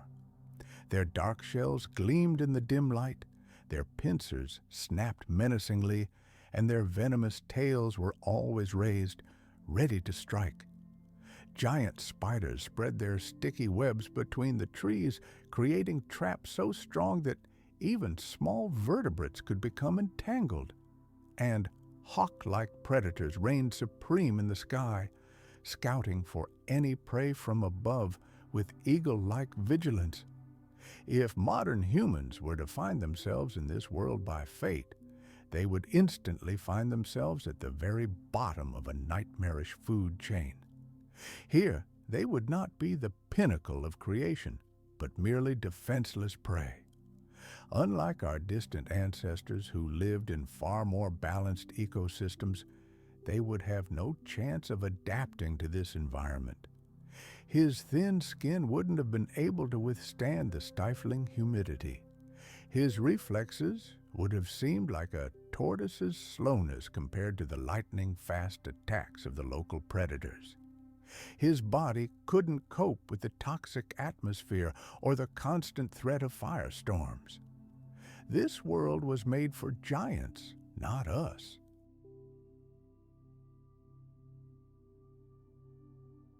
When we imagine ourselves transported back to the Carboniferous period, we like to imagine ourselves as fearless explorers, studying and observing this lost world. But the harsh reality would be very different. You wouldn't be a scientist. You would be a victim.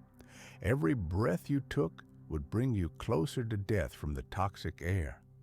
Every rustle in the bushes would warn of mortal danger. Every step you took on this ancient land would be a reminder that the planet itself was hostile to you.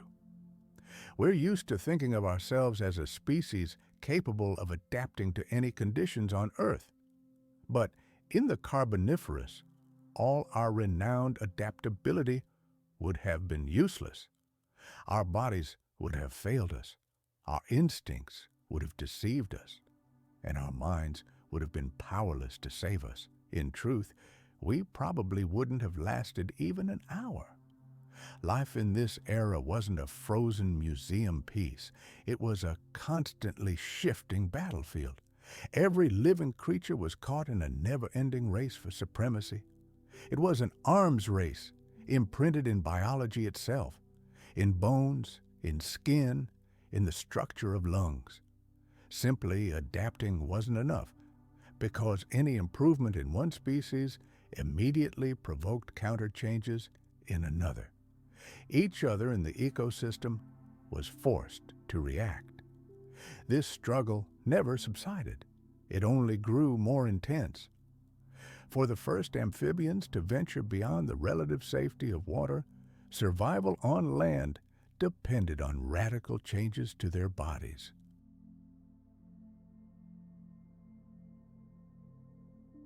This wasn't just a land full of strange creatures, it was a land of predators. What's most striking is how quickly this transformation occurred. Life is incredibly responsive to new opportunities. In an oxygen-rich environment, each new generation of insects seemed to grow larger, stronger, and more efficient, using the very air around them as fuel for growth. Evolution pushed them to make the most of this new abundance. As a result, the planet became teeming with life forms that weren't insignificant components of the ecosystem, but its dominant rulers. It's hard to overstate the terror the first vertebrates must have felt when they ventured onto dry land. They weren't entering a pleasant green world, they were entering an arena where they confronted not small creatures with which to compete, but true armored monsters. Let's fast forward to a time when the planet was dominated by creatures capable of awakening in us something far deeper and more primal than simple curiosity. Imagine something balancing on the brink of disgust and bone-chilling horror. Dinosaurs, for all their majesty, evoke awe.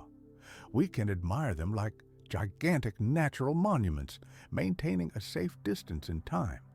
But arthropods, having reached unimaginable sizes, are a completely different story. The mere thought of meeting them face to face evokes instinctive fear. They are the living heroes of our darkest nightmares.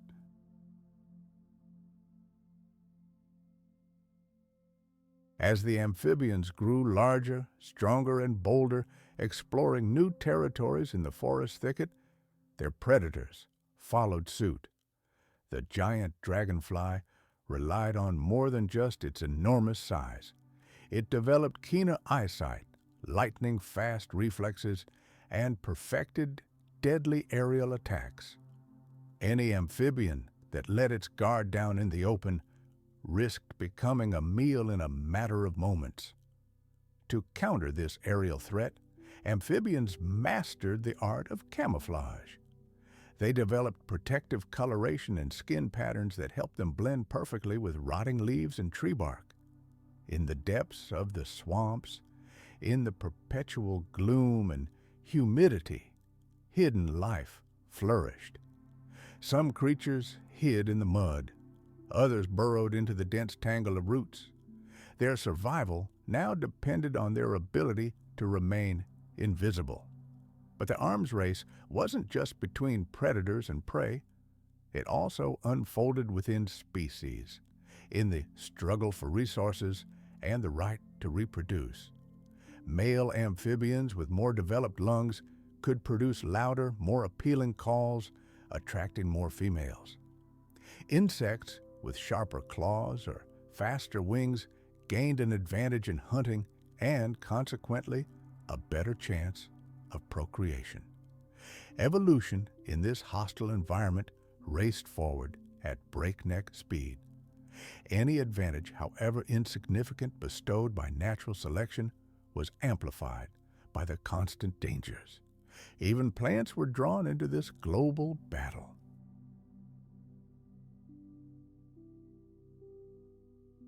Their gigantic trunks and crowns were the arena on which much of this prehistoric drama was played out. Some trees developed thicker bark, which protected them from both forest fires and the hungry jaws of herbivores. Others developed more efficient spores and seeds, allowing them to quickly conquer new territories, creating their own ecosystems. In a world where firestorms and all-consuming predators were the norm, a seed capable of surviving a catastrophe and quickly germinating in the ashes was essential for the survival of the entire species. Every living creature was a participant in this intense competition, locked in an endless cycle, where the only law was adapt or die. This Carboniferous arms race didn't just fill the landscape with life, it literally charged the very air with the energy of this incessant struggle. Every snap of claws, every splash of water in a swamp, every second of silence before an ambush, all of it was part of a grand and brutal contest that had neither beginning nor end. In this endless game of elimination, no one could afford to stop, for the slightest lag meant complete and irrevocable extinction.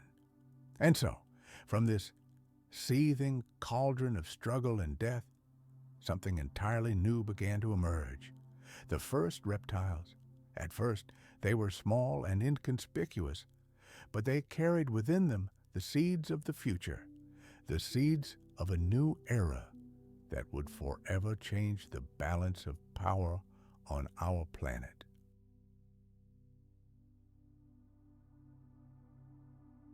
After a long era of amphibian and arthropod dominance, a new type of creature began to emerge. At first, they were tiny, no larger than a modern lizard, but their fragile bodies already held the potential for a true revolution. These were the very first reptiles, and their appearance heralded fundamental changes in terrestrial ecosystems. The amphibians who ruled before them were inexorably bound to water. Their delicate skin required constant moisture, and they could only lay their eggs in ponds and swamps. Even the largest and strongest of them could not leave the sheltering, moist environment for long. Reptiles, however, broke these shackles. They possessed tough, scaly skin that retained moisture exceptionally well. This allowed them to survive in much harsher conditions, where the air was drier and the soil more barren. But their main asset was the amniotic egg, a true miracle of evolution. Instead of a soft egg that required a watery cradle, reptiles created an autonomous life capsule that contained both a food supply and a protective shell. For the first time in history, life found a way to completely free itself from the dictates of water and begin a genuine conquest of land. These first reptiles, of course, weren't the mighty dinosaurs or giant crocodiles that would appear millions of years later. They were small, agile, and very cautious, but their evolutionary advantages were colossal.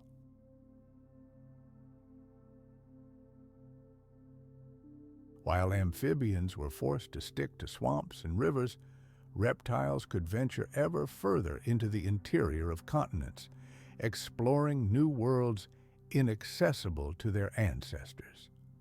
They could bask in the sun for hours without risking dehydration and build nests far from the constant threat of aquatic predators.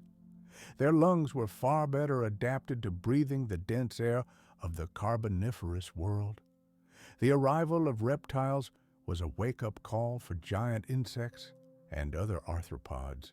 Until then, they had reigned supreme on land.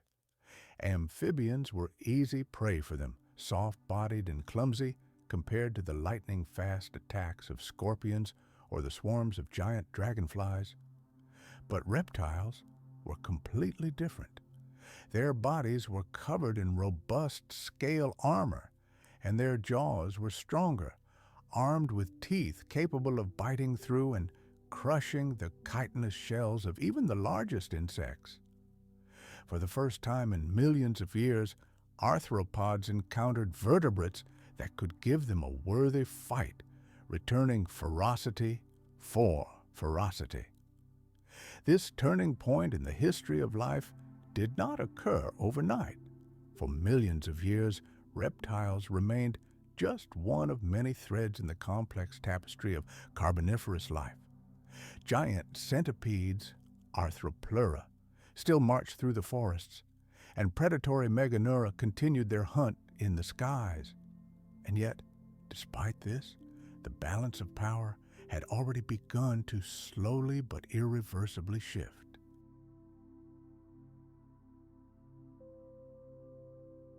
Let's fast forward to the distant past, hundreds of millions of years ago.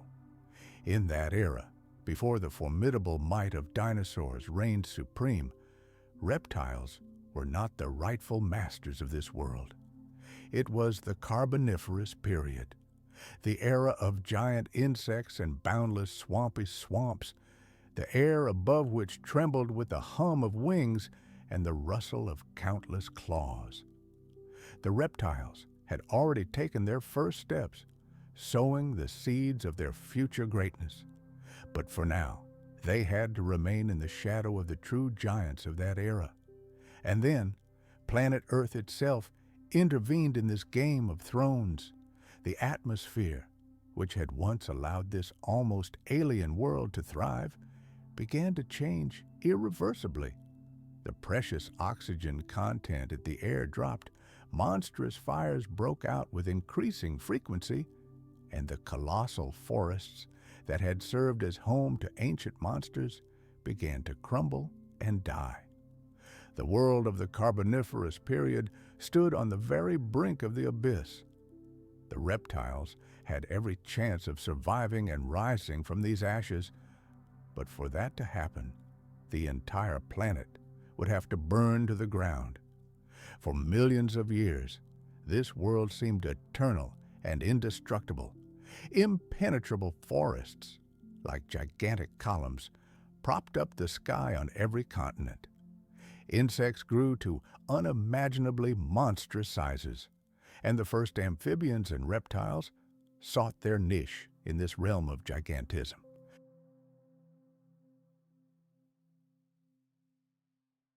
However, history teaches us that even the most powerful eras are doomed to decline, and the very forces of nature that gave birth to this wondrous yet terrifying world ultimately set in motion the mechanism of its destruction.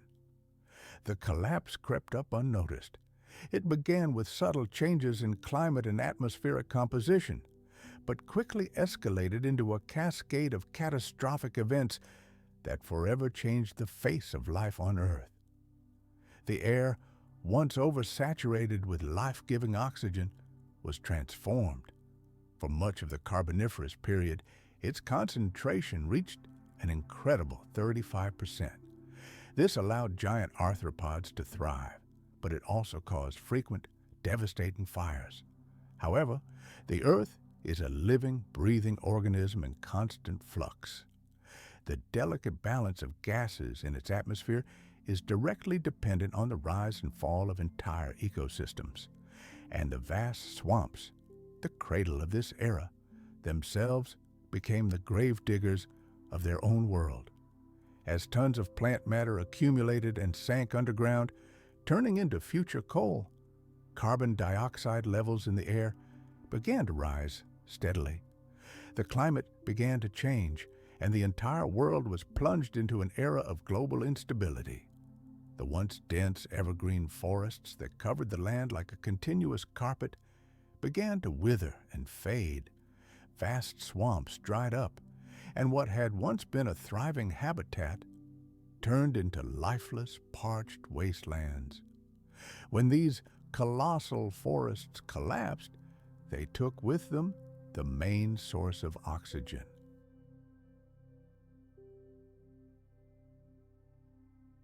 Its production ceased, and its concentration in the atmosphere began to plummet.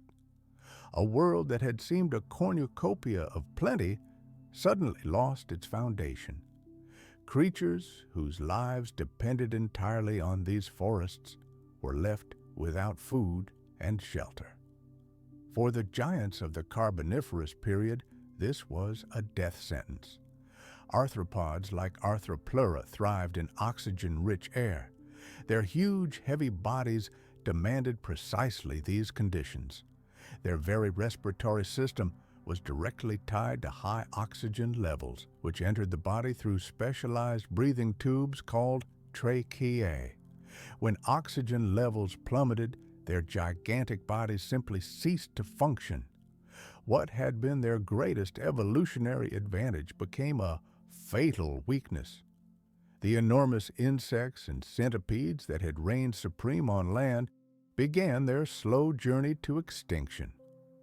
The death of the forests meant more than just a shortage of food and air.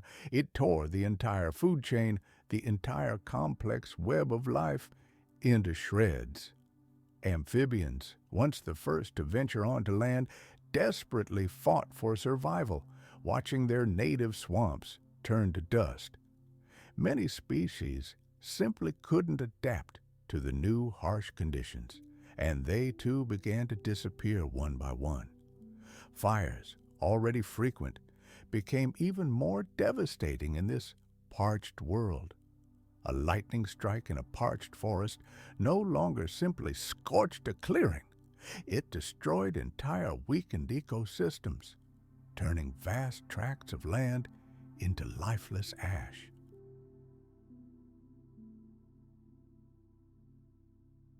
The land, once so fertile and generous, became hostile. It no longer gave life. It took it. However, reptiles had a trump card in store, a number of unique adaptations that gave them a real chance.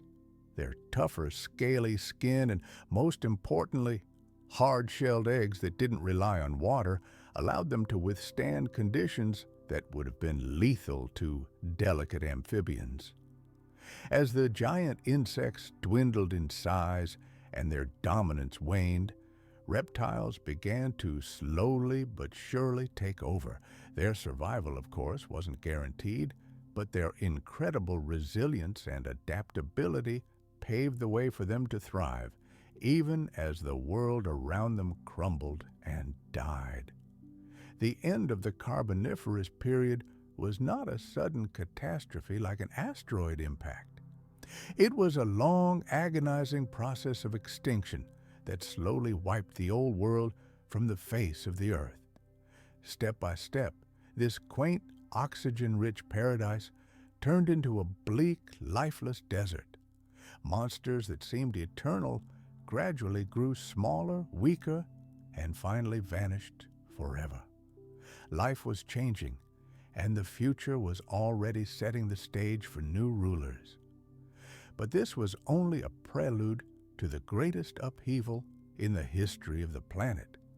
What was to come next proved far more dramatic, forever ending the age of ancient giants and opening the way for entirely new forms of life. The Carboniferous collapse was only the first tremor. The real earthquake was yet to come.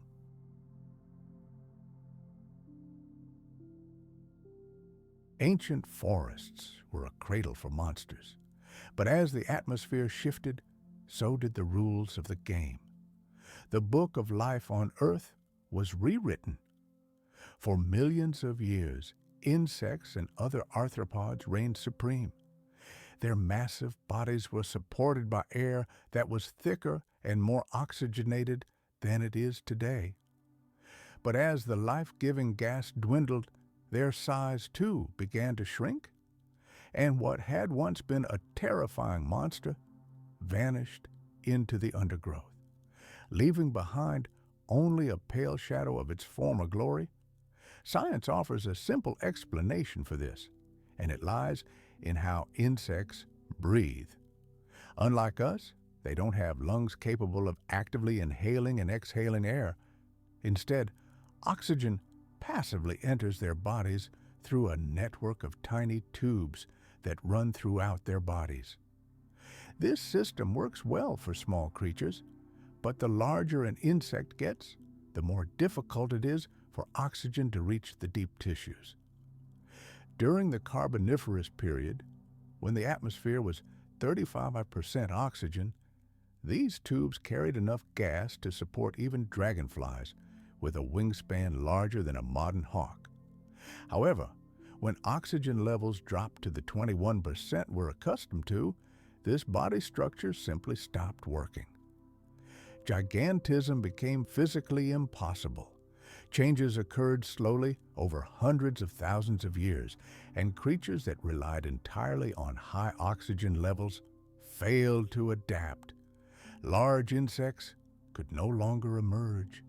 Survival required new solutions.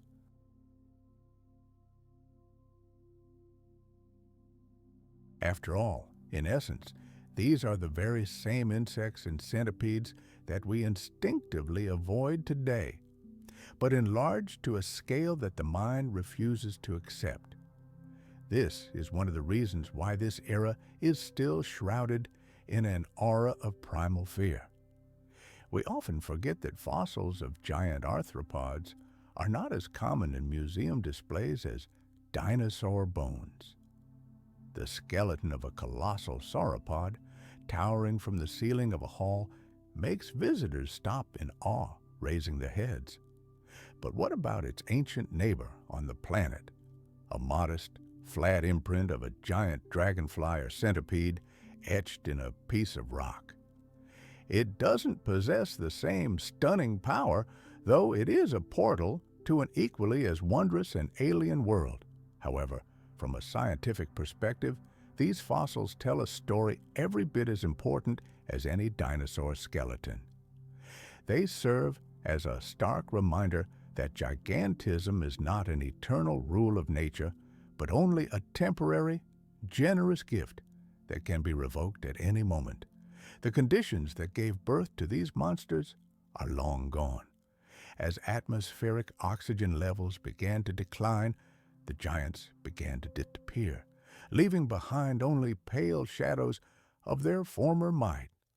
For us, the opportunity to peer into that era expands the very boundaries of reality, revealing what life on our planet was truly capable of. Imagine a prehistoric forest where entire trees are entangled in a giant spider web.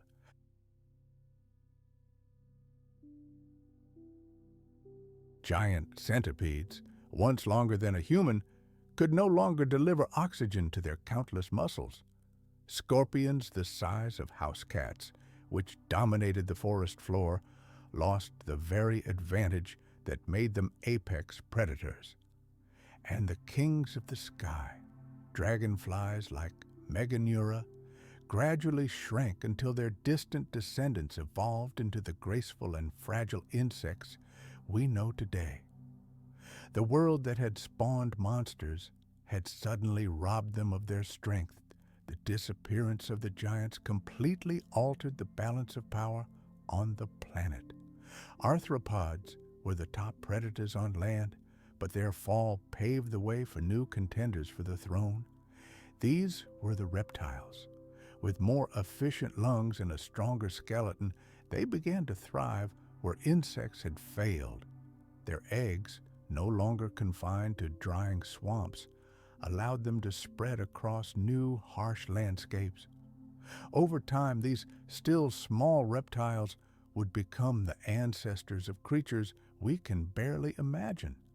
They would be larger, more ferocious, and more dangerous than any insect that had ever lived on Earth. This global shift paved the way for the future age of dinosaurs. Without the oppression of giant arthropods, reptiles were free to evolve and occupy new niches in the food chain. The appearance of the first dinosaurs was still many millions of years away, but the foundation for their arrival had already been laid.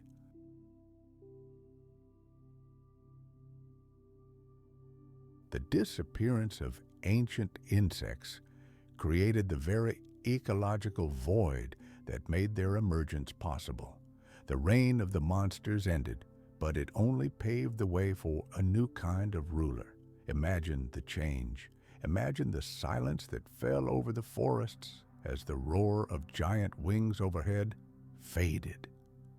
The rustle of enormous claws scraping the ground vanished.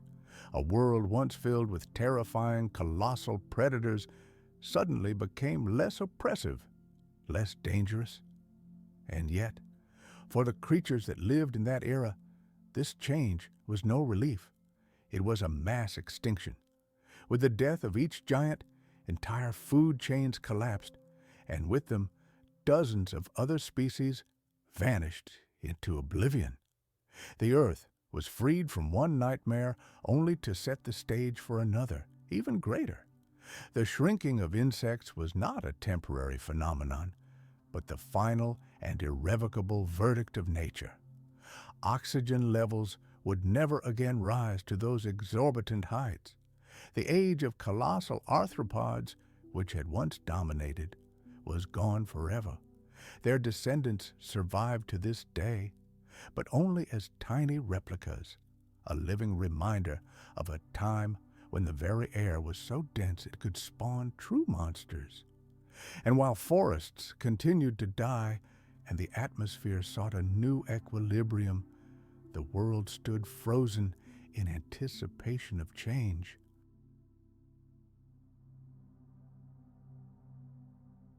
Life was entering a new era, one in which reptiles were destined to seize power, and the great saga of land dominance shifted from the claws of insects to the jaws of a new kind of ruler, the reptilian empire. The history of the Carboniferous period is more than just a chapter in the ancient past. It's a powerful example of how the planet itself shapes life on its surface. And it's a cautionary tale. Events that occurred more than 300 million years ago show us how fragile and dependent life is on the composition of the atmosphere. Rise and fall of oxygen levels didn't just change the size of insects, they completely reshaped ecosystems, determined which species would survive and which would perish, and set the stage for a new era. Life cannot exist in a vacuum, separated from the atmosphere that envelops it. On the contrary, it is inextricably intertwined with it, sculpted by its composition and utterly dependent on it. Imagine every breath taken by an ancient creature, every leaf greedily reaching for sunlight, every flutter of an insect's wing. All of it was dictated by the delicate chemical balance of gases in the heavens. And when this balance was disrupted in the Carboniferous period, the world changed beyond recognition. Not a single living creature on the planet remained the same. For the giant arthropods, the rulers of that era, the ground literally shifted beneath their numerous feet. Their era of dominance was over.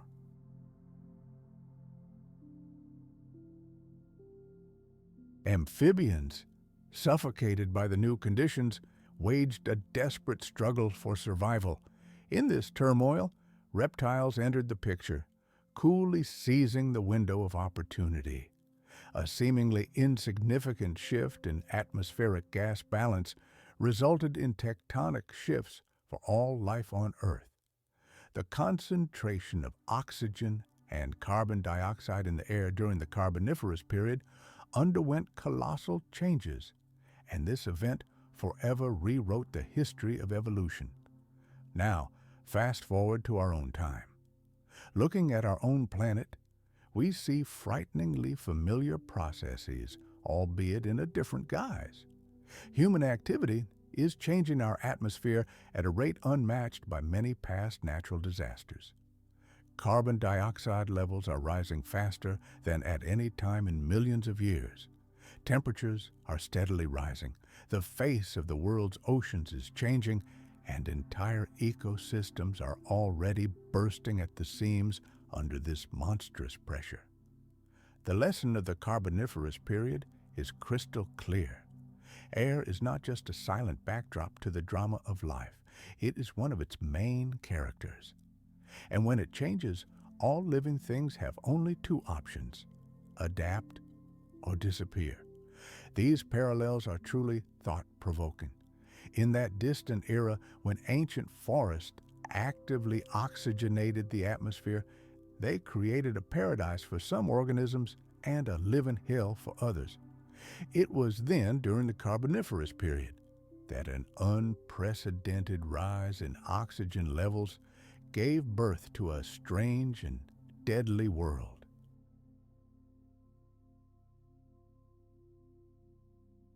It was an era when firestorms swept the planet, giant arthropods flourished, and the first amphibians desperately clung to life. Today, on the contrary, we are pumping the atmosphere with carbon dioxide. This process is triggering global warming and placing enormous stress on forests, oceans, and even our cities. The scenario is different, but the principle remains unchanged. The atmosphere cannot be static. And when you realize that this is not just ancient history frozen in stone, but a true mirror reflecting our future, it becomes truly alarming. History repeats itself, albeit not exactly. The details may change, but the rhythm itself remains the same. Just as the great Carboniferous forests were wiped off the face of the earth by environmental change, our modern forests today face the threat of drought, fire, and relentless logging. And just as the scales once tipped from insects to reptiles, today they could tip again. This new shift will lead to the extinction of some species, while other, more adaptable ones will take their place. We live at yet another turning point in the long and perilous experiment Earth is conducting with life. But what makes our time unique is that we are not mere observers. We are active participants and, moreover, catalysts of these processes. Unlike the creatures of the Carboniferous period, we are able to see, measure, and understand the forces we have set in motion.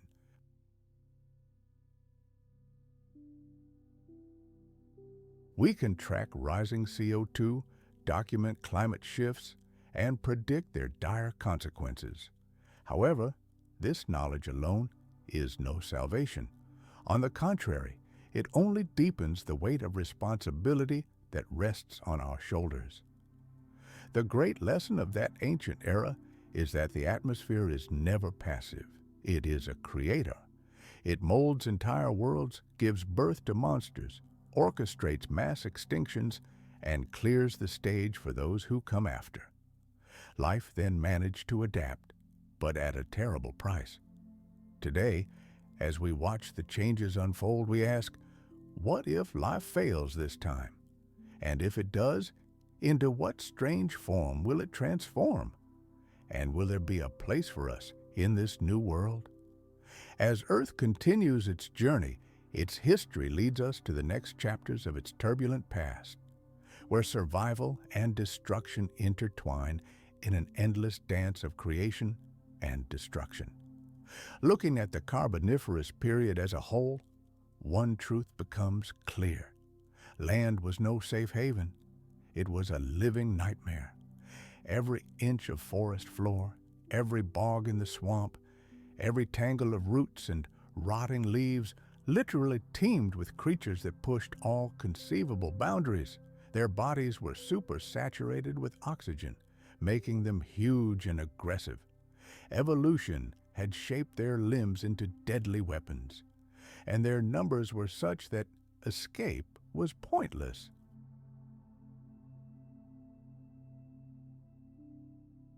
Walking on the ground back then was like voluntarily stepping into the epicenter of an endless hunt, where predators lay in wait not only from in front or behind, but also from above, below, and from all sides simultaneously. The very density of life made the land deadly. Insects and arthropods had not only spread across the world, they had multiplied in such unimaginable numbers that the very ground beneath their feet seemed to shift. Giant centipedes, the size of a small car, wriggled through the undergrowth. Scorpions growing to the size of cats lurked in fern thickets. Spiders of incredible size wove their webs between the trees, turning the entire forest into one giant labyrinth of sticky traps. And high above, dragonflies patrolled the air, their wingspans wider than those of a modern hawk. There was no hint of silence here, only a constant clatter, clicking and rustling, a constant reminder that you were surrounded. The land wasn't just hostile, it was suffocating. The oceans, however, told a different story. Compared to the chaos on land, water offered something akin to salvation. Gigantism didn't flourish here as wildly, as oxygen diffuses in water quite differently than in air. Sea creatures were dangerous in their own way, but their threat didn't reach the extremes seen on land. Fish swam in the water, some clad in scales as thick as knight's armor, while others possessed jaws as sharp as razors.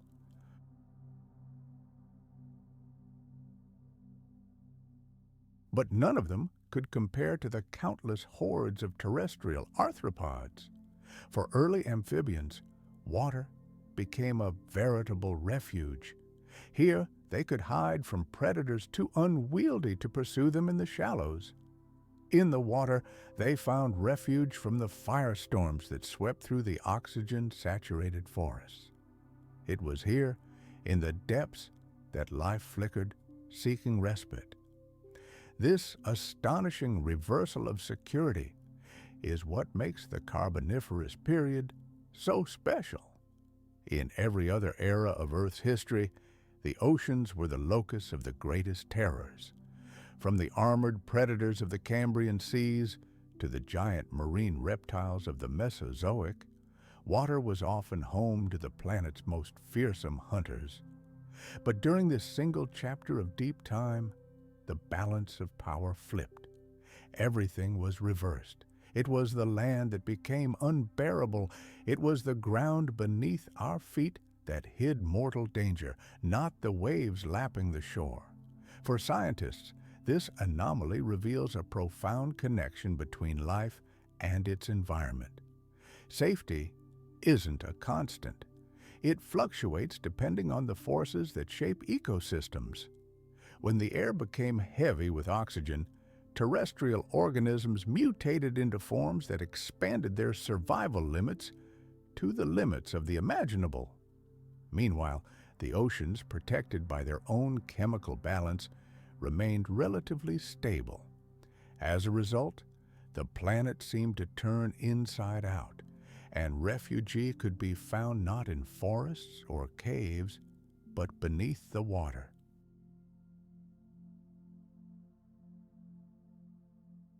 Looking back, it's impossible to ignore the emotional weight of this truth.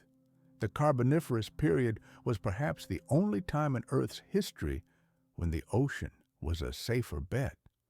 To survive, ancient creatures had to dive underwater rather than clamber onto dry land. This reversal isn't just a curious scientific fact. It's a reminder of just how strange and alien our own planet can be. This realization makes us reflect. The rules we consider immutable today are, in fact, not eternal. As life continued to evolve, this balance of power shifted again. The oceans eventually gave birth to their own monsters, and the land saw its giant forests fall and its rulers change. History was far from over, and the stage was already set for the next act in Earth's grand drama. When most people imagine terrifying creatures from our planet's past, their thoughts usually turn to dinosaurs. Giant predators like Tyrannosaurus rex, with its dagger-like teeth, or massive, long-necked sauropods that shook the earth with a single stride. These creatures reigned supreme in our cultural memory. Dinosaurs are the stars of films, books, and museum exhibits. They have become celebrities of the prehistoric world. But if we look even further back, we discover an era no less fascinating. It was a time steeped in primal fear and dark magic, so wondrous and unsettling that even the world of dinosaurs pales in comparison.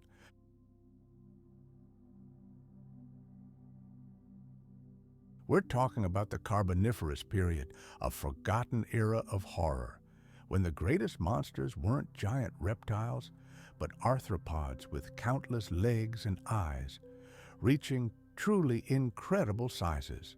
What makes this era even more terrifying is how completely it's shrouded in the shadows of history, virtually unknown to modern humans. Children around the world play with toy dinosaurs, but few know that dragonflies with wings wider than a hawk's once roamed the earth, and they were the true dragons of their time.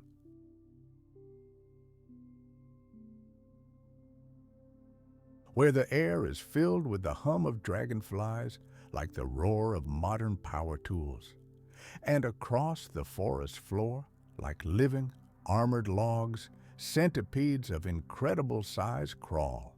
It's almost impossible to believe, and it's precisely this impossibility, this alienness, that makes the scene so terrifying. We fear what we can see and comprehend, but we are even more terrified by what lies beyond our imagination.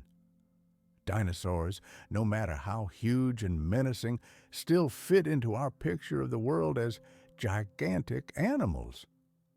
But the arthropods of the Carboniferous period are something entirely different, alien, almost incomprehensible.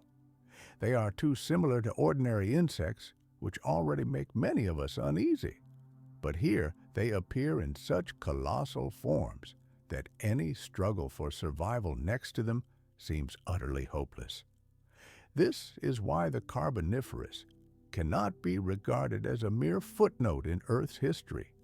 It was a time when the planet was creating creatures unlike anything that came before them or anything that came after.